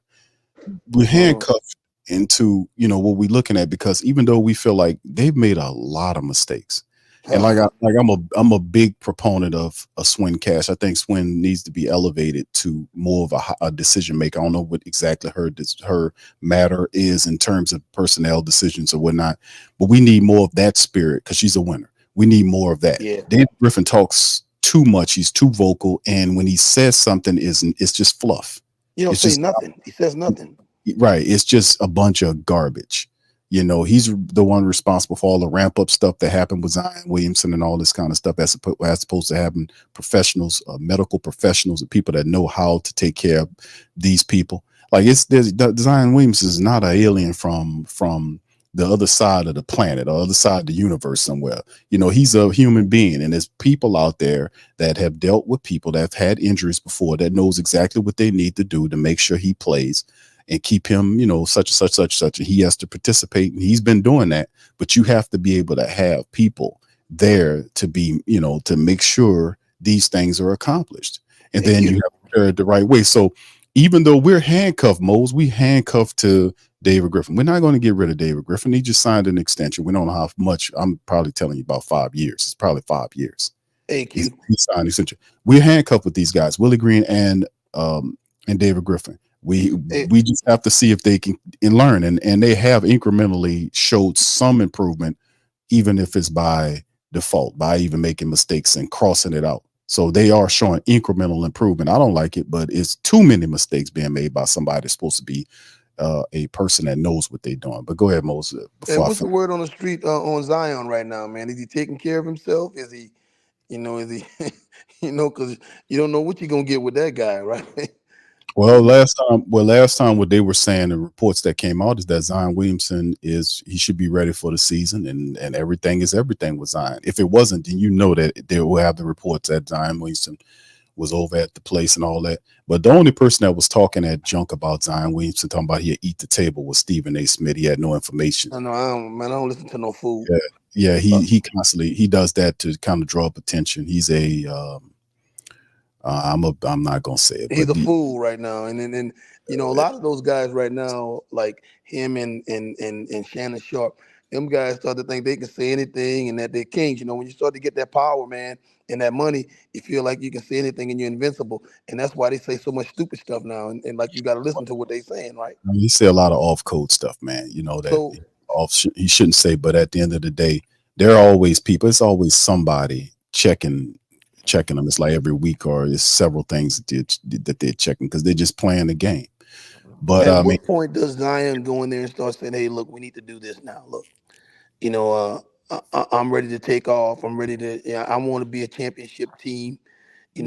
At some point, I think the onus might be on him. He may be the only one that could change the situation by going there and saying, "Hey, look, if you don't make some moves or make these moves, then I'm gonna want to get up on out of here." Because that's coming, man. At some point, that's coming. I think it does. I mean, eventually, like, he signed this new contract that kicks in when he's making the $30+ million now, and he's in the big portion of his contract, the heftiness. But I don't know, maybe down the line as we start seeing more winning. But like I said, the philosophy is like, if the Pelicans are looking for a superstar, let me just finish up the offseason outlook, and then I'll answer All that right. question, because that's a good one. The rest of it is the future of Brandon Ingram. Obviously, that's going to be a trade for a superstar to bring in said superstar. I'm going to talk about that. To fill in the void at the center position, who will be the center that operates with Willie Switchall system. Trey Murphy, rookie extension, because that's something that you're going to have to talk about. That's going to be pricey eventually for the Pelicans. They'll have to address that. And of course, we know that the 17th pick, they deferred that to the Lakers this year, while they'll be picking at the 21st pick, who will be the pick. And the free agents, Big V, Najee Marshall, and Jose Alvarado, operating underneath the team option. So the Pelicans are dealing with a lot of stuff outside of the associate, replacing the assistant coaches like Fred V and potentially James Borrego, a couple of execs like Blackstone and all this kind of stuff. They already elevated Bryce Graham to the general manager position. So, they got a few spots to fill out there. But in terms of the team overall, you resetting the core, which means that BI is gone. Eventually, CJ will go as well. And, maybe not right away, but eventually he will go. And then there are guys, in the second line that you have to look at. Najee Marshall was one of the big role players off the bench, the second liners for us off the bench. He's gone, so he's going to get paid. The team option on Jose Alvarado, what does that look like moving forward? It all depends on the trade. When you get BI out, is Dyson Daniels a part of that? So it's a lot of stuff that has to kind of work itself through here to see what it looks like. So, but that's pretty much some of the stuff that they're facing going into the off season. Now, the philosophy, like we talked about this before, a lot of people, some people don't like Trae Young. A lot of people do. And the reason why the focus is on the Pelicans to land Trae, in terms of them getting a Trae Young, is because of his superstar mentality. The Pelicans can't get a superstar in free agency. They can't. They'll have to trade talent like BI to acquire somebody to play with Zion Williamson to kind of bring excitement and kind of elevate the team. Now, he does fit a position of need because we haven't had a true point guard to direct the team in some times. He's a guy that's one of the best shooters in the NBA. He also is a really good assist guy, good with the lobs and everything. So that'll be really exciting basketball. He does space, in Zion, the space, the floor thing. You have all kind of room, and then we have all these other guys based on who will be remaining if the trade pull off. But you got to think about it like this: the psychology of a superstar. If Trae Young comes to this team, is it really Zion's team? Even though Trae might say, yeah, this is Zion's team, he's a superstar. But Trae Young be making $10 million more than Zion Williamson. When he comes here, he's been a multi all-star. He's not going to play Batman to Zion Williamson. I think that, when you bring him in here, Trae Young basically is going to become pretty much the leader of the Pelicans. And Zion Williamson, I don't think you'll have a problem with that, because Zion Williamson is not a vocal person in terms of saying, this is my team. No, he's very unselfish. Even he's unselfish to a fault. So I think because when Trae comes in, Trae is not going to be Batman. I mean, excuse me, I'm saying that wrong. Robin to Zion's Batman. No, Zion's going to be Robin to Trae's Batman. That's just how it's going to look. He's going to make more money. Then you'll have the ball in his hands to be able to set up everything. He has more years of experience in playing in the NBA. So if that is indeed the move, the psychology of it from a superstar perspective kind of makes Trae the guy with Zion paired with him. So that will be interesting. Now, the DeJounte Murray, because DeJounte is not seen as a star. He's a good player, but he's not seen as a star. But any other way, like if you bring a Spider Mitchell here, it's the same damn thing. Spider Mitchell is not going to play Robin to Zion's Batman. It's not going to work like that. These other guys are, they're a little bit more accomplished than a Zion Williamson. So it kind of reset the philosophy of the team moving forward. So let's address that. What do you think about that, Lex and Mose? What y'all think about that? Well, to me, Zion is the perfect number 2 guy for those guys, right? But because they kind of have different kind of games that kind of mesh together, right? Because Zion is, get to the hole, dunk kind of guy, where those guys are floor spacers, but they're also good passers and they're good lob throwers. See, the problem with the Pelicans is we don't have any lob throwers, right? So it took me a while to come to Trae Young, right? Because at first I was like, well, damn, he's such a defensive liability, right? And then I started saying to myself, as I watched the NBA games more and more and more, to me, he would be such a problem on offense that his defense would even make a difference. All you have to do is be serviceable on defense. Just keep your guy in front of you, right? Just keep your guy in front of you, make the guy finish over you. Because good scores in the NBA, I don't give a damn how good you are. They're gonna score on you, the real good guys. So you just don't want to be like Luka was playing the last 2 nights until before last night, where he just wasn't guarding anybody. But if you just serviceable, then you're okay, right? So I started thinking a guy like Trey Young can go for 45 or 50 points. Man, I'd rather have that guy with Zion, right? A guy that can go for 45 or 50 points. I think you have enough around him where the Pelicans could be a problem for somebody, man, especially if they get a decent center.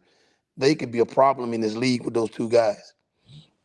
But Zion has to stay healthy, and then Trey was injured a little bit last year too, right? So he's a slight built guy. So you got to really manage him and make sure you don't put him in a situation where he wears down, also, right? So to me, that's why you got to find uh, a backup point guard some kind of way. You got to make another move. Is who? However, you got to find another guy that can come and run your second unit. That's why I was saying when you look at somebody like Cleveland, if you had Cleveland wanting to give you uh the center, Jared Allen, and somebody like a Karis LeVert, you got to find a Karis LeVert kind of guy that can come and run your second unit. You know what I'm saying? Or is it CJ? Is CJ the guy that can run your second unit? He's just gonna come down, dribble, dribble, dribble, dribble, shoot, shoot, shoot.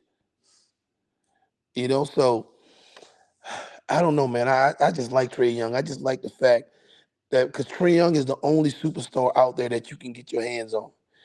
And then think about the league now. How many superstars are left in the NBA right now? When you look at it, you got young guys. You got Luka, right? You got a guy like Embiid. You got the two guys in Boston. You got Ant-Man, right? You got Shea Gilgeous. But the league is getting old. Guys like LeBron and all those older guys are starting to play out. Even Giannis is starting to get old. Damian Lillard is starting to get old. So the league is going to be wide open in the next couple of years because all of those guys are going to be old guys. So if you can bring a guy in like Trey Young and you got Zion in place, now you have two legitimate, superstars. You just have to build around them now and you got a shot at that thing, man.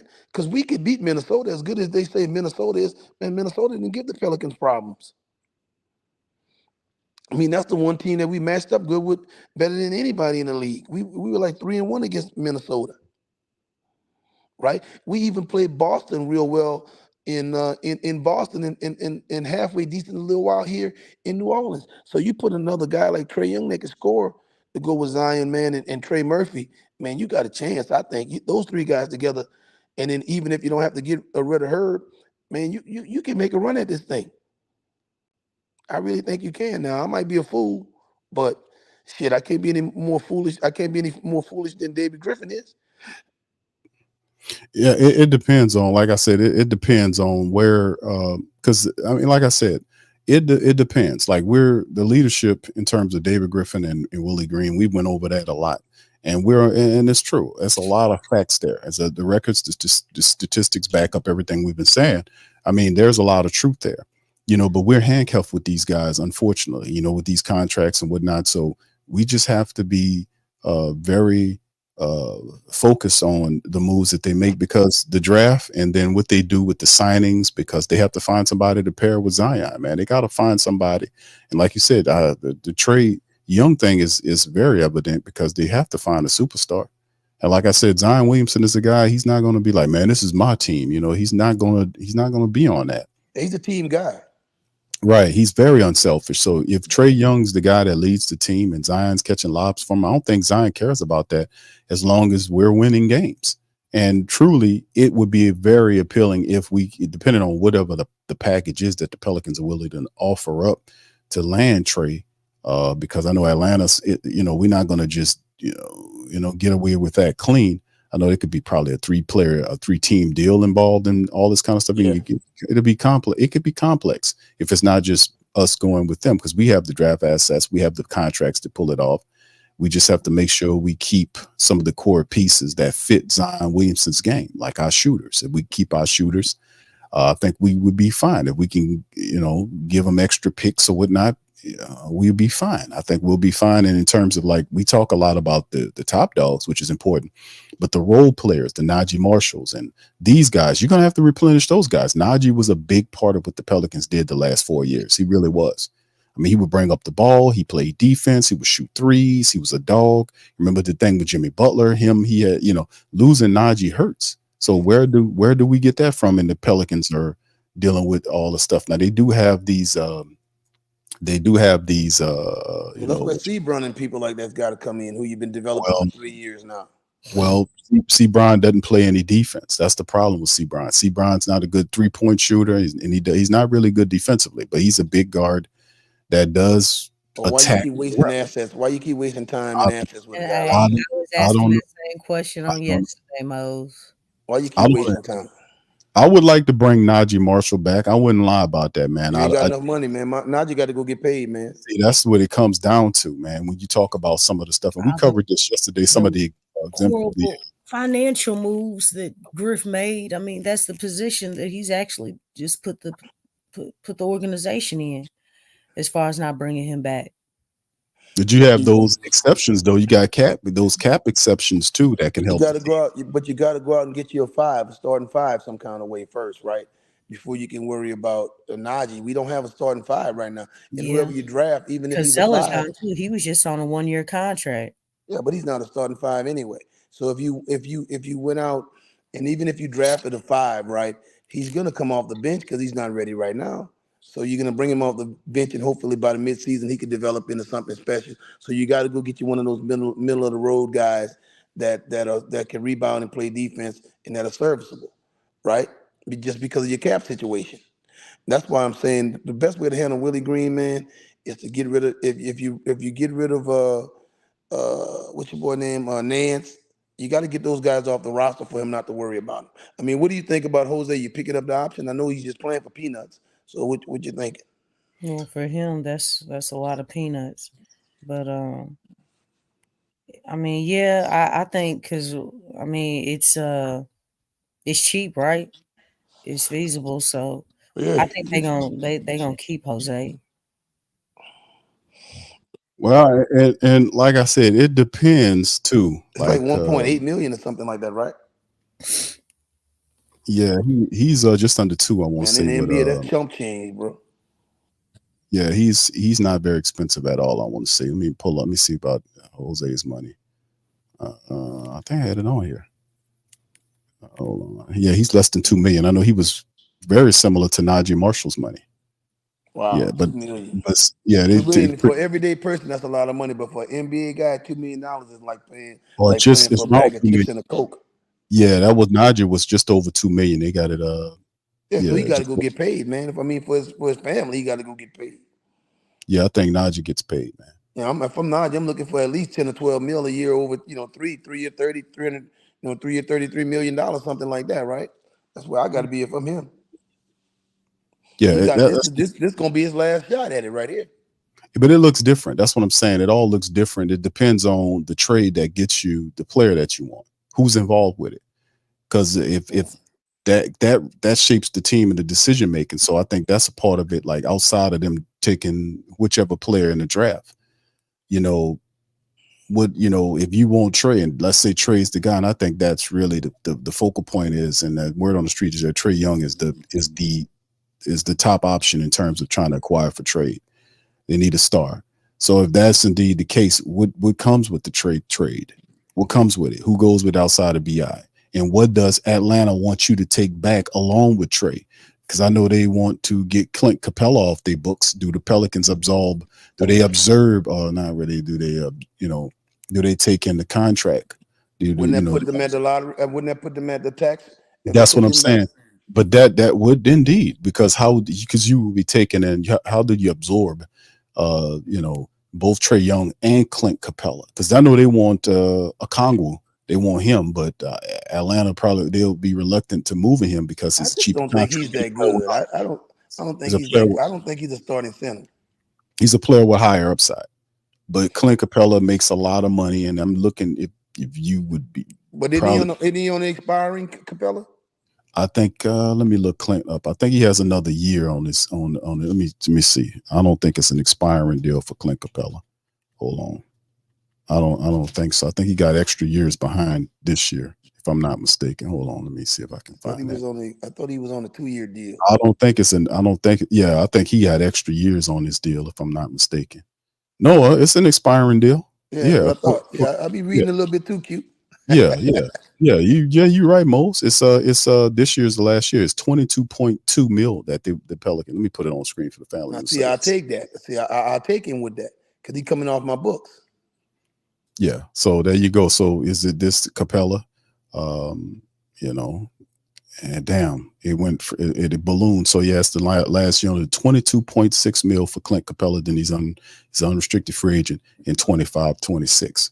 So there you go. So and that's one of the things that we kind of looked at too, because it's the Pelicans would if Atlanta tells them, hey man, if you want trade, you might have to take in the Clint Capella $20 million contract to make it pop. Then you can turn around, you can move him at the trade deadline too. You know what I'm saying? So yeah, so you got some options right there, right? So yeah, but you also have to, but you still also have to account for if trades the move, and you depending on who you bringing in, then you taking in 22 million or whatever it is from Capella plus Trey Murphy's $43 million contract, and then sending out 30+ mil for him and probably Larry Nance. If you bringing in Clint Capella, that means Larry Nance is gone, and Larry's at 10.6. Larry's at 10.6, I want to say. So yeah, Larry in his final year of his deal. So if they agree to that, that fits the contractually speaking there, plus another potential asset like a Dyson Daniels and multiple first-round draft picks. Yeah, if they can go for that, that might actually be the interworkings, or might be actually the blueprint. Potential Atlanta Pelican deal. Don't if you take in more money than you send out, you get a trade exception or something like that. I think I might have heard someone say that you get a trade exception. But and also the apron rules kind of apply here, in terms of how it all would work, in terms of how the deals would work, because because the deals, all this stuff kind of changed a bit, and I was still studying on a lot of this stuff because it is not the same anymore. Like the rules, if you hit a certain apron, certain things you can't do. I know if you hit certain aprons, then the exceptions, you lose some of your exceptions and all that. So it's a lot heavier penalty in terms of you making sure you stay where you belong. So like I said, I'm gonna have to do some more research on that. All right. If Capella take you over the cap, if I'm not mistaken, you can operate as an over the cap team up to a certain point. Yeah, up to a certain point. So you can turn around and move if your draft picks start to develop, and then you can turn around and move Capella at the trade deadline, and you're talking about a expiring salary, right? That'll get you back under the cap or whatever. Yeah, you do that.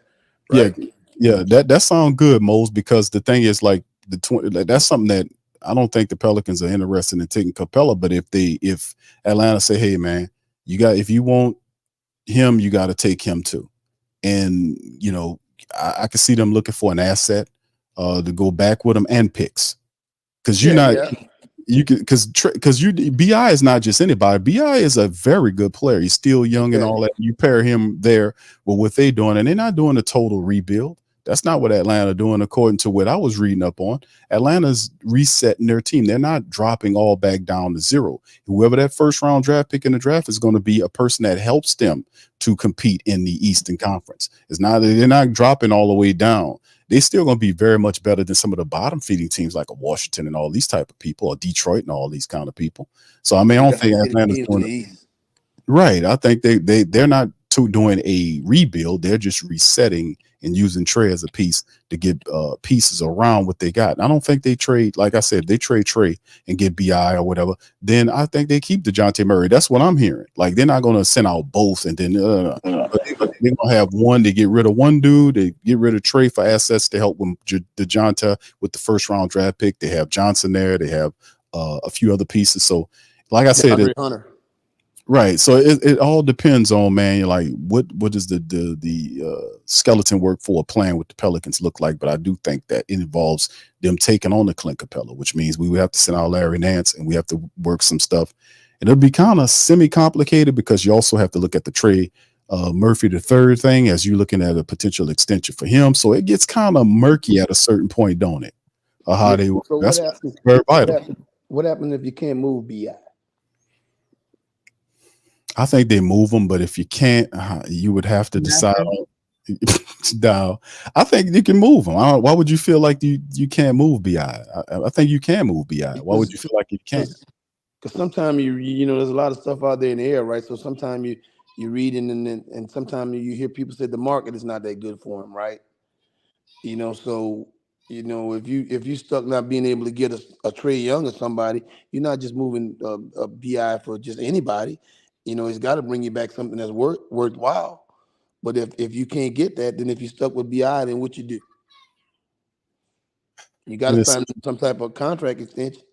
You got to move them or lose them at some point because you're on the timeline. No, I but mean, you're not going to lose yeah, it. I mean, but then again, there could be a situation like, man, like that provides a dilemma. Like if you saying you can't move them for whatever reason, you know, but it's like me not seeing somebody wanting Brandon Ingram on their team.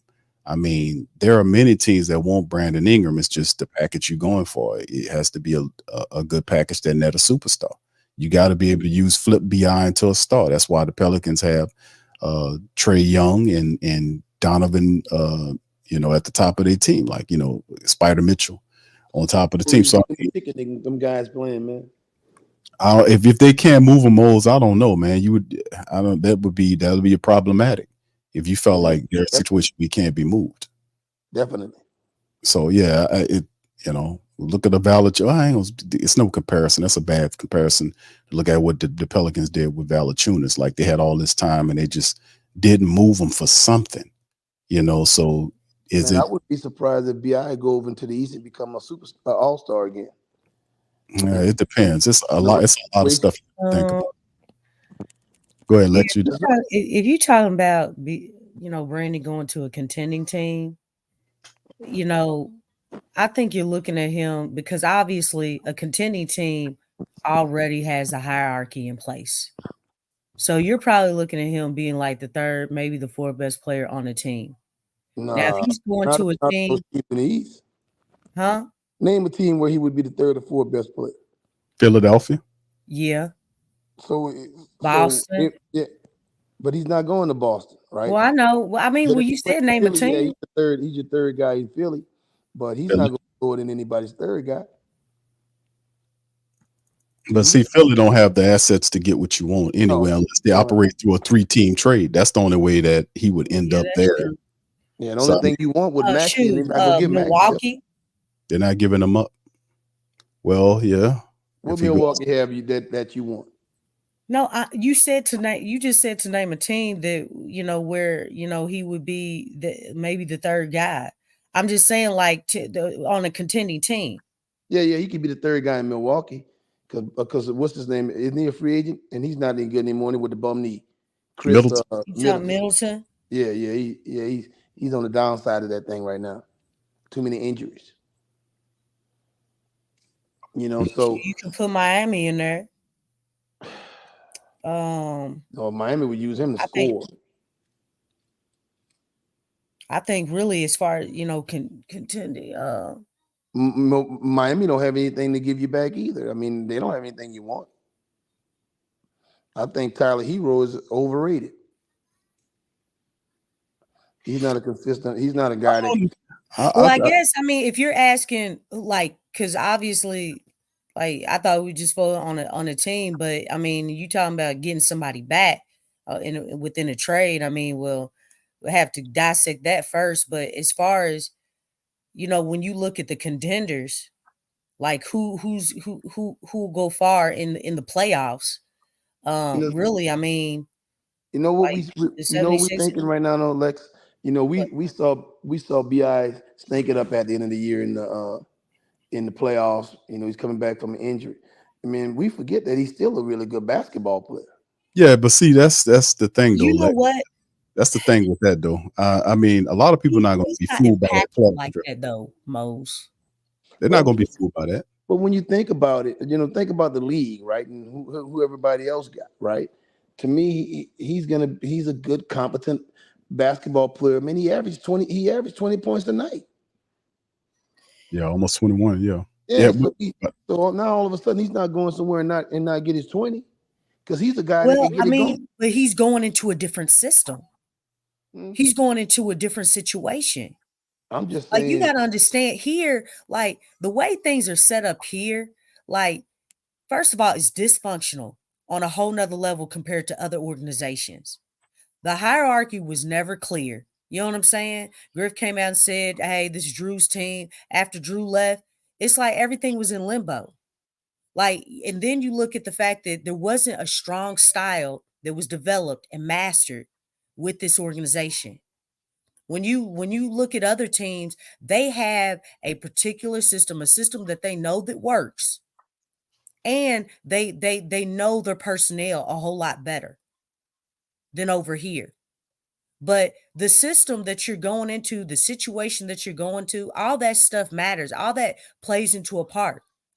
That's why I think, if you think about it, look at all the cats that have left this organization and look at what they're doing now. We had NAW. Look at where he got. Look at Drew. Look at Anthony Davis. The way how they're used. And Yeah, so, but if you put Brandon in a situation, say again. I believe Brandon gonna go wherever Brandon's gonna go. Brandon's gonna be good. Watch. I mean, probably because the thing is, it's not the Pelicans. There's a lot of problems. We talk about it all the time, Mose. There's a lot of problems here. And the thing is, he's probably going to have a better coach, right? Mm-hmm. He's probably going to again, the system with the organization he goes to is probably going to be more defined, more a stronger identity. And he's gonna have a So better guard. yeah, he'll be. I mean, even if you decide to keep Brandon or trade Zion, you know what I'm saying? They're gonna go to a better situation. Because the thing is, there's so many things. I mean, I don't even feel like Zion's as far as his talent is exploited the way that it should be. The problem But with the if you Pelicans put these guys in a situation where they have a better coach, a better system, you know what I'm saying? Every player, all the players understand the role, the hierarchy is set. That's stability. and then the one thing about Brandon Ingram and Zion, bro, they're not playing with a real guard. If they would have had a real guard, man, that would have unlocked their game. Not only that, but having a real coach. Somebody who can really coach you guys and knows their personnel. For real. That makes a difference. That's how you have someone who can help elevate your game. And not only that, you have leadership around you to help you elevate your game. And that's something that's not that these guys don't have. Man, Zion came in, he didn't have that. The Pelicans weren't even prepared for somebody like Zion. They really weren't. I got a question for you. You look at the teams that made it to the final, the championship in each conference. Mm-hmm. Man, each one of them had a serious lead guard. Minnesota had Conley, right? Dallas had Luka. Yeah. Indianapolis. And Kyrie. Yeah. Indy had Halliburton. And then you look at, even though Boston is not built around a traditional point guard, they still take the court with four guys that can really handle the ball and play make. Yeah. Right? Exactly. Yeah. They true their identity too. And their identity strong, and they have a really good coach. Yeah, well, that's got four guys and a good system. Yeah, they got four guys that can play make. You hit on it there, and that's a great point, because you can't be a person that don't understand their philosophy and identity and talking about making it up against, and that's what we talk about on code teams. Like, that's what I call an on code team. On code team knows what they're supposed to do. They have the players that fit the identity that they're trying to do, and the vision is clear. Boston understands who they are and how they play, the same as these other teams. Like, you're not going to be a Pelican team that goes up against these teams that don't, it's just not going to work. And you're right about that's great commentary about the identity of the Pelicans. What's the identity of the Pelicans? Well, We there's switch. no identity. We switch. It's We not switch. fair. We switch It's all team. wishy-washy. You don't know Well, who the you can't leader stand is. on What is. offense. And what the hell is Griffin talking about? Who's the leader of the team for? He shouldn't even be saying nothing about that. A lot. That's something He's that not developing a leader. He's not he's empowering a leader. That's he's what you should have did when you drafted the number 1 pick. But the You know, problem that is that pressure and leaders. things, you know, Lead, you but don't rescind when you draft a number 1 pick. You put that immediate pressure on because that's why you got the number 1 pick. Your but doesn't organization needs help. but to me, doesn't you hold can't. on, let me ask you this. Does the trade, if you go for trade, let's say Trey Young, if Trey Young, because that's obviously who they're aiming at first. If Trey Young's the guy the Pelicans are wanting, doesn't he fix a lot of that? Like when Trey Young, if they pull the trigger on Trey Young and pair him with Zion Williamson, that doesn't that fix all of that? Doesn't that gives Yep. them the leadership that they need at the point guard position? Doesn't that Yep. then changes the game? It puts The pressure on dynamic. Willie Green. If Trey Young puts pressure on Willie to be a better coach, doesn't the Trey Young trade does what we fix some of the issues that we're talking about here? Yep, definitely. But what you realize is you can't anoint a leader. Man, a leader emerges. That's You right. know what I'm saying? I believe You that. just can't look at a guy and say, hey, you that's almost like in church. Okay, your daddy the preacher, so that means the junior gonna be the preacher. He might not be able to preach at all, but that's how it is in the more black churches, because the daddy was the preacher, then the son gonna be the next preacher. You know what I'm saying? Man, people have to emerge on your own. Leadership emerges. You don't look at a guy and say, you're the leader. I mean, he's gonna do the things, he's gonna No, take but the the mantle thing himself. is you also groom and you mold. I get what you're saying, but I mean that's just like, like look, stars are not coming into the league anymore. You have to develop them now. Your leader don't have to be your best player. I Right. mean, a lot of times, I mean, in the Uh, past, it had it been like is. that. But the thing is that it, a lo- I mean, they talk about this with KD. You know what I'm saying? As far as he's not a leader, he doesn't want to be a Nope. leader, but he's the best player. But if you think about it, KD really does need to be the leader a lot of times. You know what I'm saying? Like, He doesn't have that I think strong there's, personality. yeah, and that's true. I mean, because I mean that's just like, I mean, in a lot of situations, like as far as politicians, a lot of politicians are not leaders. They just know how to talk, Yeah, but like they're in a leadership position. We see octopus. that stuff all the time. But I think in this case, it's like, look, you have a player like Zion. I don't feel like they really gave him a chance because when he came in, if you go back and listen to Griff's pressers, he's like, "Oh, we don't want to put too much on Zion. We want him to, we want to ease him into it and things." Look, he came from pressure with Duke all that season. Man, been a And it's like superstar for you a you long you time. didn't you didn't allow him, you didn't even give him a chance because you rescinded. And my thing is, look, if look, a lot of players, if you think about it now, they I think before his draft, like 2 years before his draft class, there was like a draft class where 15 of first round picks, they all went and played in the G League. Y'all remember that? Yep. There was a class, I don't know which class it was, It was a couple but years ago. yeah, they went 15 guys went to the G League. Like these guys now at this period of time, like they're not coming in ready like that. That means They're getting younger. even with your top picks, you have to groom them. You have to groom them. You have to develop them. Even though they have great talent, they have to be groomed to some extent. And so the thing is, if you're not doing that, if you're not helping grooming, really teaching these guys on how to be a leader, on how, hey, we need you to do this, we need you to do that. If you're not really putting that pressure on them, that's how you see what a guy's made of. You put pressure on them. You Yeah, don't but you take still the have to have a pressure certain away. personality. You still have to have a certain mental makeup that Yeah, but makes you a hey, leader. but you don't know what you're going to be made of if you don't encourage it. Yeah, If it's I not, guess. if it's not nurtured, if you're not trying to bring that out, it's like with your kids, man. You put pressure on them to see what they made of, right? Mhm. To help to them me- grow and become leaders. On the Pelicans team, Herb Jones seems to be more of a leader than the rest of those guys to me when you're just watching that thing. Well, you look at also he's a 4-year player. He was groomed in college.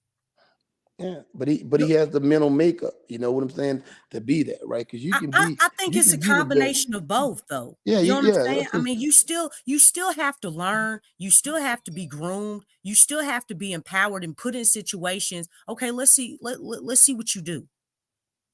Let's see how you're going to respond.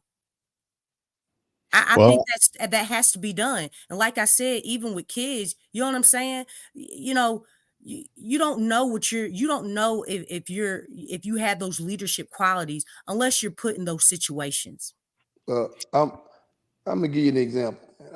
I coached in high school in Louisiana for a little while, and I had the privilege of coaching Ryan Perilou, who I thought was the best high school athlete I ever saw in my life, right? Mhm. And he was good at every sport, and he wasn't what I would say a vocal leader like type guy. He would come in there and say, "Hey, I'm going to get mine. The rest of y'all better come on with me." You know what I'm saying? That was the type of guy he was, right? He was just that type of dog, right? But it's not necessarily that he was trying to lead everybody else. It was like, I'm just going to get mine. Now, if you guys want to come with me, that's fine too. But don't worry, I'm going to fight the fight for all of us. You know what I'm saying? So, guys have different personalities, man, Yeah. when you're dealing with them, right? Some guys are vocal guys that can talk and get to everybody. He just might be the glue guy on the team, but he's the guy that everybody listens to. And then you might have to, a lot of times guys are superstars, they're buttholes, man. They just know how to get theirs. you know. Yeah, I So mean, there's different ways. I mean, I think I don't maturity. think I think Zion maturity is a has natural leader. a whole lot to do with it as well. I don't think Zion to me, just watching him, which I don't know the guy personally, but just watching how he moves around the basketball court and how he just watching his mannerisms, he doesn't seem like a guy that wants to tell somebody else, "Hey man, let's go." He ain't the type of dude that look like he'll talk crazy to nobody, right? You got to have some guys, man, that'll cuss guys out. You know what I'm saying? Without the coaches saying something, man. Hey, look, man, look, you ain't doing your job. You got to have, guys, but everybody ain't that type of guy. And then everybody can't take that from certain guys, man. I don't know how to explain it, right? You just gotta have that in you, right? And you can drag other people forward, right? And then and some guys, they just can score. They just can score. They could just do whatever it is, but they can't even talk to anybody about anything else.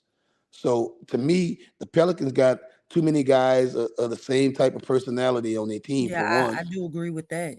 well, that's But they also the that's Pelicans don't have anybody like a veteran in the locker room that can help with the process. I honestly don't feel like that's CJ. I know everybody talks him up.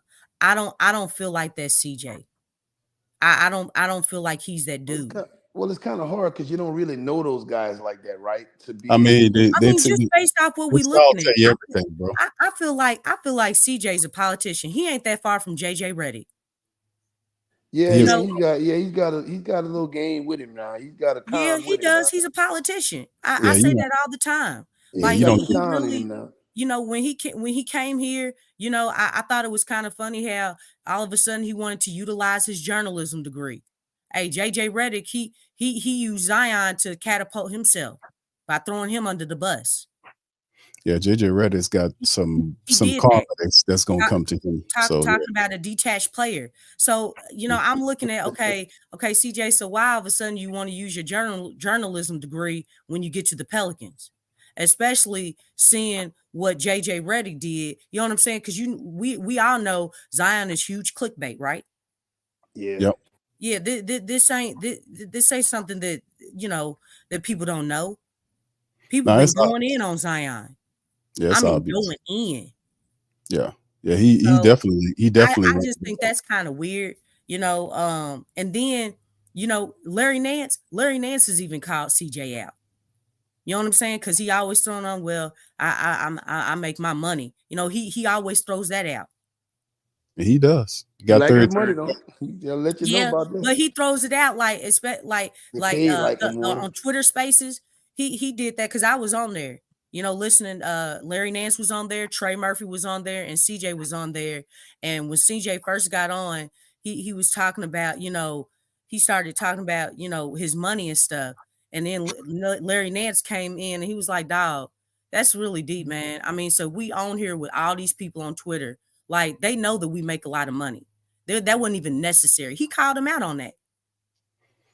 Yeah. CJ, you don't become the union rep for the players without politics in your blood or doing something to that degree. So yeah, I think it's about time the Pelicans. Resetting the core means CJ is not a long range option at 33 and a third for the Pelicans, no doubt about it. Especially if you're reaching for a superstar. So I mean, yeah, you're right, Lex, calling them out. Shout out to y'all, man, for being in the chat. Black Artist says drop the link already in the chat, bro. It's pinned in the chat. For the family members who don't know, we're not going to be going along further. We just give y'all a lot of time today.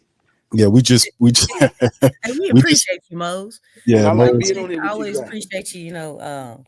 You really dropped some really good game, man. We just crossed. You go ahead, Mose. I'm sorry. You got that bookcase behind it, man. How many of them books you done read, man? About all of them, brother. I got all just about all of them, my brother. I'm working on the last one right here, my brother. I got one last one right here I got to finish reading up on. So let me see what you got. Let me expand. Y'all can expand. Yeah, I got one left right here I got to do right here. There you go right there. People know what this one is. Did they ever seen this one before?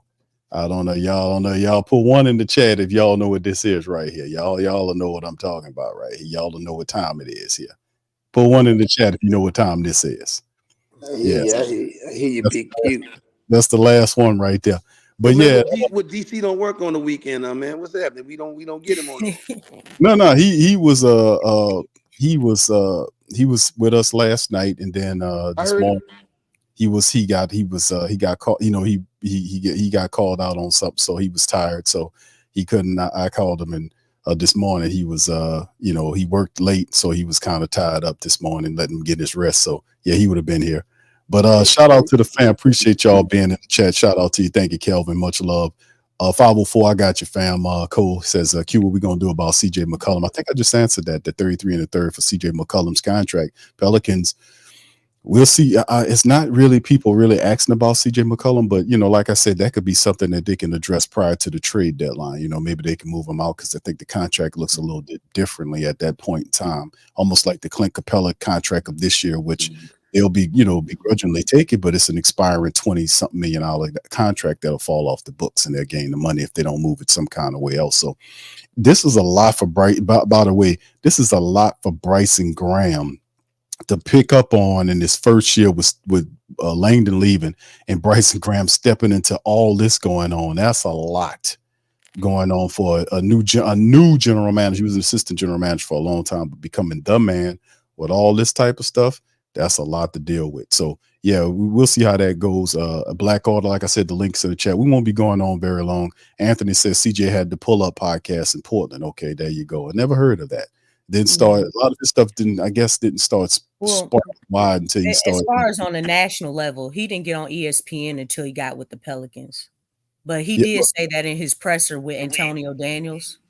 That when they in that theater room. That was one thing that he pointed out in his presser. So, I mean, that was probably at a smaller scale, but now he has a podcast specifically tied in with ESPN, and then he does, other shows on the side on ESPN. Eventually, he'll fold over to just like what JJ Redick doing. A lot of them do it where they become full NBA analysts and fall in line and start talking. I can see CJ McCollum comfortably on ESPN talking about basketball matters. That's I can really see that. He's just on there too. I'm mad with him, man. He's looking for work after basketball. Ain't nothing wrong with that. He's saying this wine. I got this wine shaking for me, man. But listen, man, let's get paid to talk about basketball full time. And that's the move. So Pelicans got to make a move on that contract eventually. A lot of greatness is seriously. A lot of greatness is here. A lot of greatness. How you doing, man? Welcome into the stream, man. You the last family member, bro. Before we get out of here, how you doing tonight? What's up? What's up? How you doing? First of all, I want to shout out all the pops, fathers for Father's Day weekend. Shout out to y'all, whoever y'all is. Shout out to y'all. Just real quick, I think the Pelicans to start off this season right now. it look rough right now. You lost Trajan Langdon. Look like you're gonna lose James Borrego. You lost Mike on your staff. You lost Fred. You look like you're gonna lose Jonas, and you're trying to get rid of Bi. So you're starting off with a lot of losses already. Mhm. So whatever trade or whatever you do, it got to be it got to be something significant. Like it's like you got to land that trade deal. You got to land that D Mitch. You got to land some of the stuff, and I think they're gonna figure it out. I don't think we're in a bad shape. I do like CJ as a leader. Why? Because he don't get you in no trouble. He say all the right things. He one of those more accountable players in the league that do actually do his job. His job was to be a number three. Come in, make shots, and that's what he did. He finished top 5 in 3-pointers made.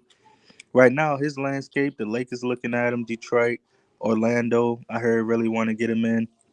Maybe even the Heat. Was talking about getting CJ in. So he got some people looking to bring him in. It's just the fact of how we turn that into players that help us move past that 8 seed. And I think the problem with the Pelicans is everybody else, like Lakers, Celtics, all these teams that always go ahead, they focus on their big stars first. And I feel like the Pelicans always focused on role players first. With the Jackson Hayes, with the quick kid that we didn't play, he got injured with the ACL. Now you're doing it to Dyson where he's not getting as many minutes. And the problem with us, even with our role players, we don't play them enough to say, hey, this person to be a good player for us. Like Dyson, we already ready to get rid of Dyson, and I don't feel like he even scratched the surface of what he actually could do because he was supposed to be a point guard that could facilitate, defend, and only had to develop a 3-point shot. But him, Mhm. just like Hawkins, when Hawkins was showing out, I thought Hawkins was gonna take that 6-man role easy because he was dropping 30-point games as a Mhm. rookie. And then Mhm. mention him. So I didn't understand that piece. Whoever is our rotation guy, whoever is over that part, somebody got to fix that part where we get a consistent rotation. And we haven't had a consistent rotation for years. Like it was always 20 plus different lineups with this team. And we already started off bad. So now the fact that we got David Griffin in help, and I'm pretty sure I told y'all if we lost Trajan Langdon, we was gonna lose a lot more people. And it was gonna go left. Everybody was kind of undermining the fact of losing Trajan. Trajan already made 3 swings since his time at Detroit in only 3 weeks.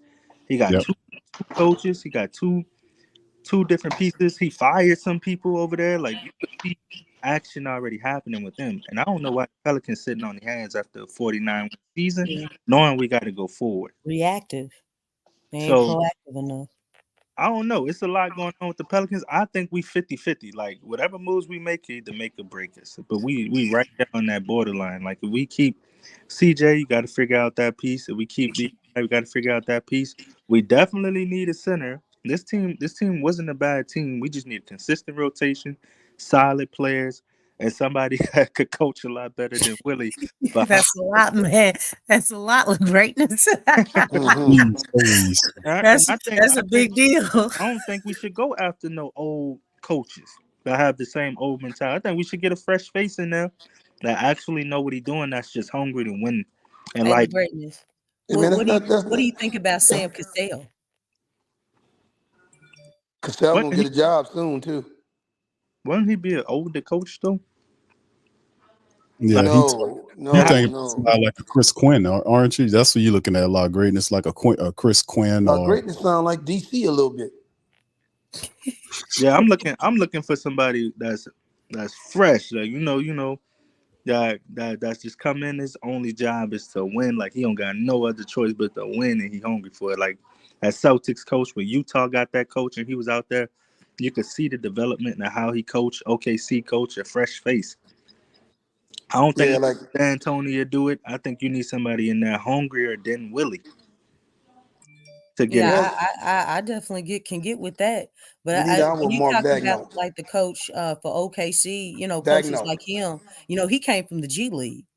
that's And right. see, we weren't familiar with. I mean, you're talking about somebody who we absolutely know nothing about. That was something like you would have to know as far as in the inner workings, as far as getting the type coach that the Pelicans need, like as far Didn't as a they fresh base. Is that But what their you said? names rang out though, Lex. The names like Mark Dagnall. I was slightly hearing about him, how he was doing well in the G League and some of Okay. these other guys.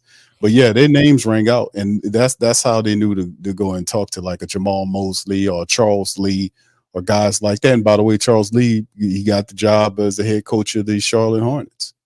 So I mean, they got some guys out there that names are ringing out, that guys like a Trajan Langdon and others know about. It's just the fact, like I was talking about with the Pelicans. The Pelicans just go for a certain personality in terms of whether they like the guy or not.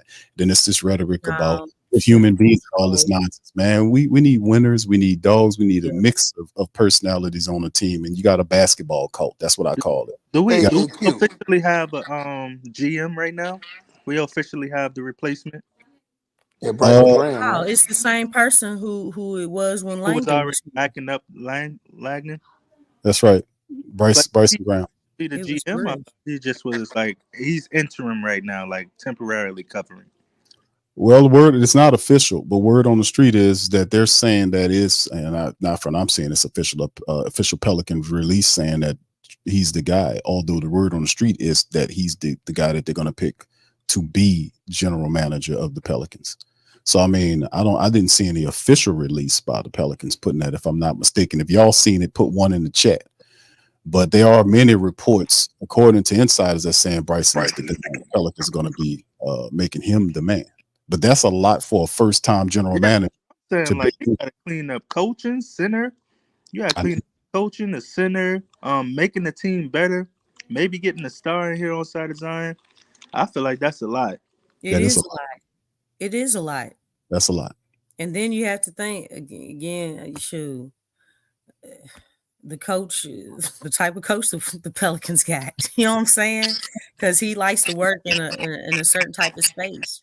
But let me ask you this: does Bryson Graham introduction to the Pelicans put Willie Green at risk, being that this is not the guy he picked? No, man. Man, Griff run all that, man. Yeah. Griff run all So we that. got Griff. Maybe though, maybe because I think Willie Green just want to do it just to get by, man. I don't go for no championship. Be Yeah, honest, Griff run all this. playoffs. That he want to come out. Hey, we made the playoffs. We got to get back. As long as we in the round. And I think if we put a solid team together, Willie ain't gonna have to do much coaching. You just pull aside we win by proxy, huh? But you ain't got to do much coaching because if you got a Chris Stapps, Jaylen Brown, Jason Tatum, Derek White, Al Horford on the back end, you got all these players that play both ways. Hey, And Q. do something like that.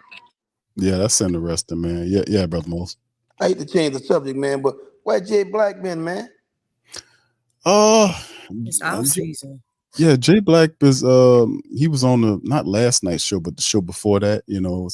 Jay Black been chilling, man. Shout out to my dog Jay Black, man. All right, because I was thinking Jay Black might have been Trajan Langdon on the slick with a voice thing coming on that thing on us.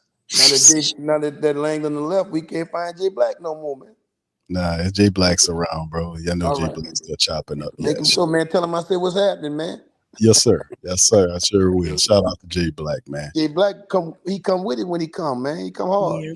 Yeah, Jay Black is we was a big time supporter of Willie, but then, man, he just let Willie have it on a couple of shows back. He was like, man, this ain't gonna cut it, yada yada yada. But like I said, I don't want to get Willie Green, the person, mixed up with Willie Green, the coach. A lot of people do that from time to time. Like they say they like the guy, da da da da. Liking the guy and his personality is one thing, but doing the job is a whole nother thing. And we know Willie Green has to make a quantum leap in the fourth year. That's what it comes down to. But that's what I was saying. Getting Trey, and I guess, and everybody on the panel agrees that the Pelicans getting a Trey Young does solve a lot of issues. The leadership stuff that we've been dealing with at the point guard position. He's a guy that his game meshes with Zion with the lob game, 3-point shooting, one of the best 3-point shooters. Right, all day. And then if you don't give up some of your shooters, then you can still have guys that can complement Zion and Trey Young. So, I mean, depending on how you play this, you can come out smelling like a rose if you don't give up too much, like give up the shooters or whatnot. The Dyson Daniel thing that you mentioned, La Greatness, was a good point because they were supposed to be grooming Dyson Daniels to be the future point guard of the team, just like the Pelicans supposed to be grooming Jordan Hawkins to be the number 2 shooter next to him. He's a 6'7", 6'8" point guard that has immaculate defense. His 3-point shot did improve. He just doesn't get the minutes consistently from Willie Green because he's undisciplined with his minutes to these young people. And that's dealing to the fact that a lot of these people, he don't believe in them. So, I mean, but Dyson Daniels is supposed to be the future of the point guard position. But usually when teams underperform, they reset the core, they bring in these other guys, and all that goes to hell in the handbasket when you got to reset everybody. So, hey, there you go, Dyson. He could be a piece that could be moved in a potential deal. What OKC did? OKC, them dudes was their first time in the league. Them dudes was getting their butt with 2-3 years and just stayed together, but they had time on the floor. Wasn't getting benched. They kept on getting that time on the floor, and they just came together that third year, started whipping everybody. But our problem is we don't put guys on the floor to develop enough. They want already ready-made pieces for everybody when you really only need 1 or 2 dominant pieces and everybody else to do their role after that. But one thing we definitely need on this team is not all these nice dudes. We got too many librarians on this team. We need good human beings. Quiet boys. Some different on this team. Some grit, some fight. A little more. Trae Young brings that. Just by itself, though, we're gonna need not Patrick Beverly, but some guys in here. See if we could get a Gafford in here. I don't know what Gafford contract is, but we gotta make some steals, man. We gotta get some real good, solid two-way players in here.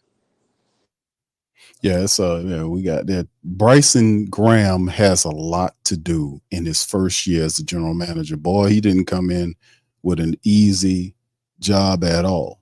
You know, establishing himself as a general manager and with a vocal VP, kind of undermining him a bit. You know, what matters of it. That's why I'm like, it's supposed to be one voice coming out of it. They can all sit in the same room, but all questions be sent to the general manager. Let it work from him, and then everybody else parrot what he's saying. That means you're on the same line. We don't need David Griffin deciding on who's the leader of the team and talking above his head when he's not the guy you need to be talking to. And then the media needs to understand that the general manager is Bryson, but that will never happen because David Griffin's an attention. The GM is Griff. He's an attention. Griff is the GM right now. I mean, we know who the GM on paper is, but the GM, as far as the PR guy, the person's face who we see in the camera, that's always Griff.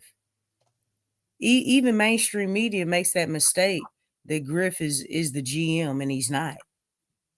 And sometimes even Pelicans fans have forgotten, mental lapse or whatever, that it's Griff. And that's what the problem is that the delegation of that job description is not in its perspective place. And it confuses the public because every time Griff, that's how we see when talking about the team. So, I mean, I think just, Griff's control factor and you talk about this all the time, Big Hugh, being microscopic and having his hand in everything, his for Dr. Octopus, that is becoming a serious problem. You got to allow, guys that have these positions to do their job. And Griff even has to remind himself, dude, you are not the GM. You are not the GM. If Bryson Graham is going to be the GM, it's got, he let the man do his job. But that becomes a reoccurring event as far as Griff stepping in every single time and kind of taking control. I mean, and really it's almost like a monopoly. Yeah, he's a control freak. That's the personality of such what he does. And then that's what I was saying. Whoever the guy, Bryson, he has to be vocal.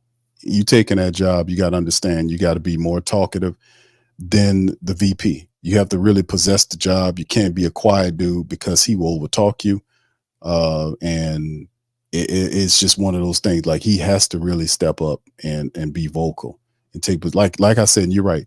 A lot of people say this is he picks these quiet guys, these general managers that won't give him nothing. He behind the scenes manipulating the deals, and if things go awry, the general manager gets the blame. So I mean, in the end, like I said, we got to make sure the focal point stay on what it's supposed to. The target site stays on the individual. We know what time this is. We know that site broke this and dissected it in many different ways. But at the end of the day, we got to be able to make sure that this is very pivotal. This all season for the Pelicans' success going forward is very pivotal. And 50-50 is what La Greatness chimed it as. And you're right, man. If they don't get the right collection of players and they don't make the right this is the jump off point right now that changes everything. And if we don't do what you're supposed to do, when the contract up, Zion could very well go somewhere else. And we've seen that happen more times. We've seen that happen more times than we want to see with our superstars, CP3 and Anthony Davis. Those guys turn around leaving and they give them the Pelicans 2 years to figure it out. And then the Pelicans can't get out of their own way because they either stupid with the decisions, they cheat with the contracts, they make dumb trades, surrender assets for bad contracts. That's just the pressure's on for them to get it right this year in a difficult Southwest. So we're gonna get ready to end the screen. La Greatness, I'm gonna give you the last word on the platform before we get ready to end the stream, and then Lex, you can feel free to chime in too. That's it for me, man. I just hope we get a real decent trade in. Probably make 1 to 2 and make some upgrades at that coaching spot, and we should be lit, man. We should be good. All right, appreciate you, brother. Thank you for that insight, Lex. Oh shoot! I mean, action is going to be the biggest thing, man. Right now, the organization is dealing with a lot of subtractions. La Greatness, he pointed that out when he started his whole spiel. So we're seeing a lot of subtractions, but not a lot of additions, or just changes in the right direction. So we still have to sit and wait, which we've been doing a whole lot of that. But it still stands like we just got to see what's going to happen. And hopefully, the goal is to be in a better position. But we got to put this thing together. The organization has to put this thing together. Griff talked about can no longer be complacent. Really, I feel like there's no point in time where you should become complacent. There's always growth within whatever you're doing. And in this case, within the league, there's always some type of growth. There's always some type of change. Nothing's going to stay the same season after season. I mean, the rosters change every single year for each team in some way, form, or fashion. So complacency shouldn't have never been in play as far as when he stated that, especially in the West. You always have to have the mentality, we have to get better.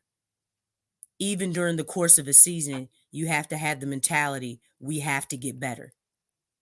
At no point in time should you be complacent or should that even come up. So it's time for major action because there's really been a lot of poor decisions, poor action.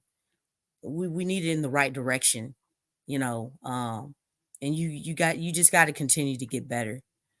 So again, we just have to sit and wait to see what happens, at the for the draft and then during all the trades and everything, and then who's coming in as far as to fill in those assistant coaching positions. There's a lot to be done, but we just got to sit and wait and hope for the best. Indeed, man. This going to be an interesting off season for Pelicans, man. For real, man. New general manager, trading and resetting the core of the team, setting up for the next 4 or 5 years. The draft coming up with the 21 pick. It's a bunch of stuff going on. The filling in the administrators, getting, and they haven't done any. I just checked their website and the X feed. And man, there is no announcement. I see Swin did give a shout out to Trajan Langdon for doing it, but the Pelicans have not made any announcements on whether Bryson Graham. They hadn't made any announcements on none of they meet. So they just sitting. I don't know what they're waiting for, man. Just hurry up and wait. Yeah, just know that, just they haven't even named Bryson Graham as the guy. Maybe he is, maybe he isn't. But word on the street is he's supposed to be next one, but there's no official release by the Pelicans. So that just goes to show you. But anyway, with that being said, fam, we're going to get ready to get on. And I appreciate you guys for chilling with us for almost 3.5 hours tonight. Today, as we carry out, mostly, we do it mostly at night. So, this A&M, so y'all got to forgive me. But yeah, I appreciate y'all for chilling with us for almost 3.5 hours this afternoon. Listen, happy Father's Day to all of the good and responsible fathers. This day and this weekend is for you guys, not the ones that aren't. Maybe if you get up off your ass and change some stuff by this time next year, you can be proud to be and happy Father's Day could be applied righteously to you. But shout out to all of the righteous dads out there, man, for putting in that work and handling that business with them cheering. Y'all are the truth. Shout out to you guys. Appreciate that as well. Big ups. And like I said, we always shout out our moms and everything. But yeah, shout out to the dads, man, for doing it the righteous way. All right, so with that being said, we're going to get out on that, man. I appreciate all of y'all for spending some time with us. Y'all hit the like button if y'all listen on other platforms like X and all these other places. Hit the like button, hit the retweet button as well. That helps us out. And we appreciate y'all, and we're going to holler at y'all on the next one. Y'all be looking out. Next week, we have our draft content and breakdowns on players and all that. We customarily been doing that for years. That'll be rolling out this upcoming week as we get ready for the in a little bit while the NBA draft will be popping up here and broken into 2 days. So we'll be covering all that as well. So much love to y'all. We're going to holler at y'all on the flip side. Much love. Go Pels. Show us the edge. Yes. The chip on the shoulders, the fight and the passion that comes from within. Whoa. Try to win on every level. Yeah. Expectations high. Gotta show them you can fly. Play harder, better, smarter. Baby, put the league on notice. Show me the edge, yeah. Play with the edge, yeah. Show me the edge, yeah. Play with the edge, yeah. Show me the edge, yeah. Show me the edge, yeah, yeah. Whoa, done seen the walk of shame enough. Wanna see the walk of winning, time to come up and bring out the apple. Don't every play, every possession. How bad you want it, love, do you want it all? This ain't a blood of love, built for something greater. Attacking all obstacles, coming for the ring, my precious. You got the juice, the will, the heart, the fire. Show them the proof, show them the it shall be done. Show me the edge, yeah, yeah, yeah. Play with the edge, yeah. Show me the edge, yeah.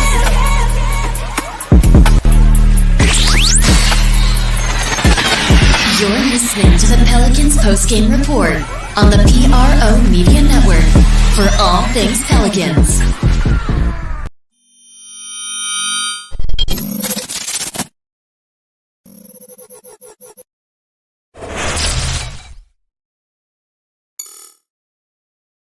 TheWhoThatDaily.com. That's right, TheWhoThatDaily.com. Your one-stop shop for everything New Orleans Saints, New Orleans Pelicans, LSU Tigers, even the top flight boxing news. So if you're a Who That and you're looking for a place to stay up on your team, TheWhoThatDaily.com is your site. TheWhoThatDaily.com for the sport Who That in all of us.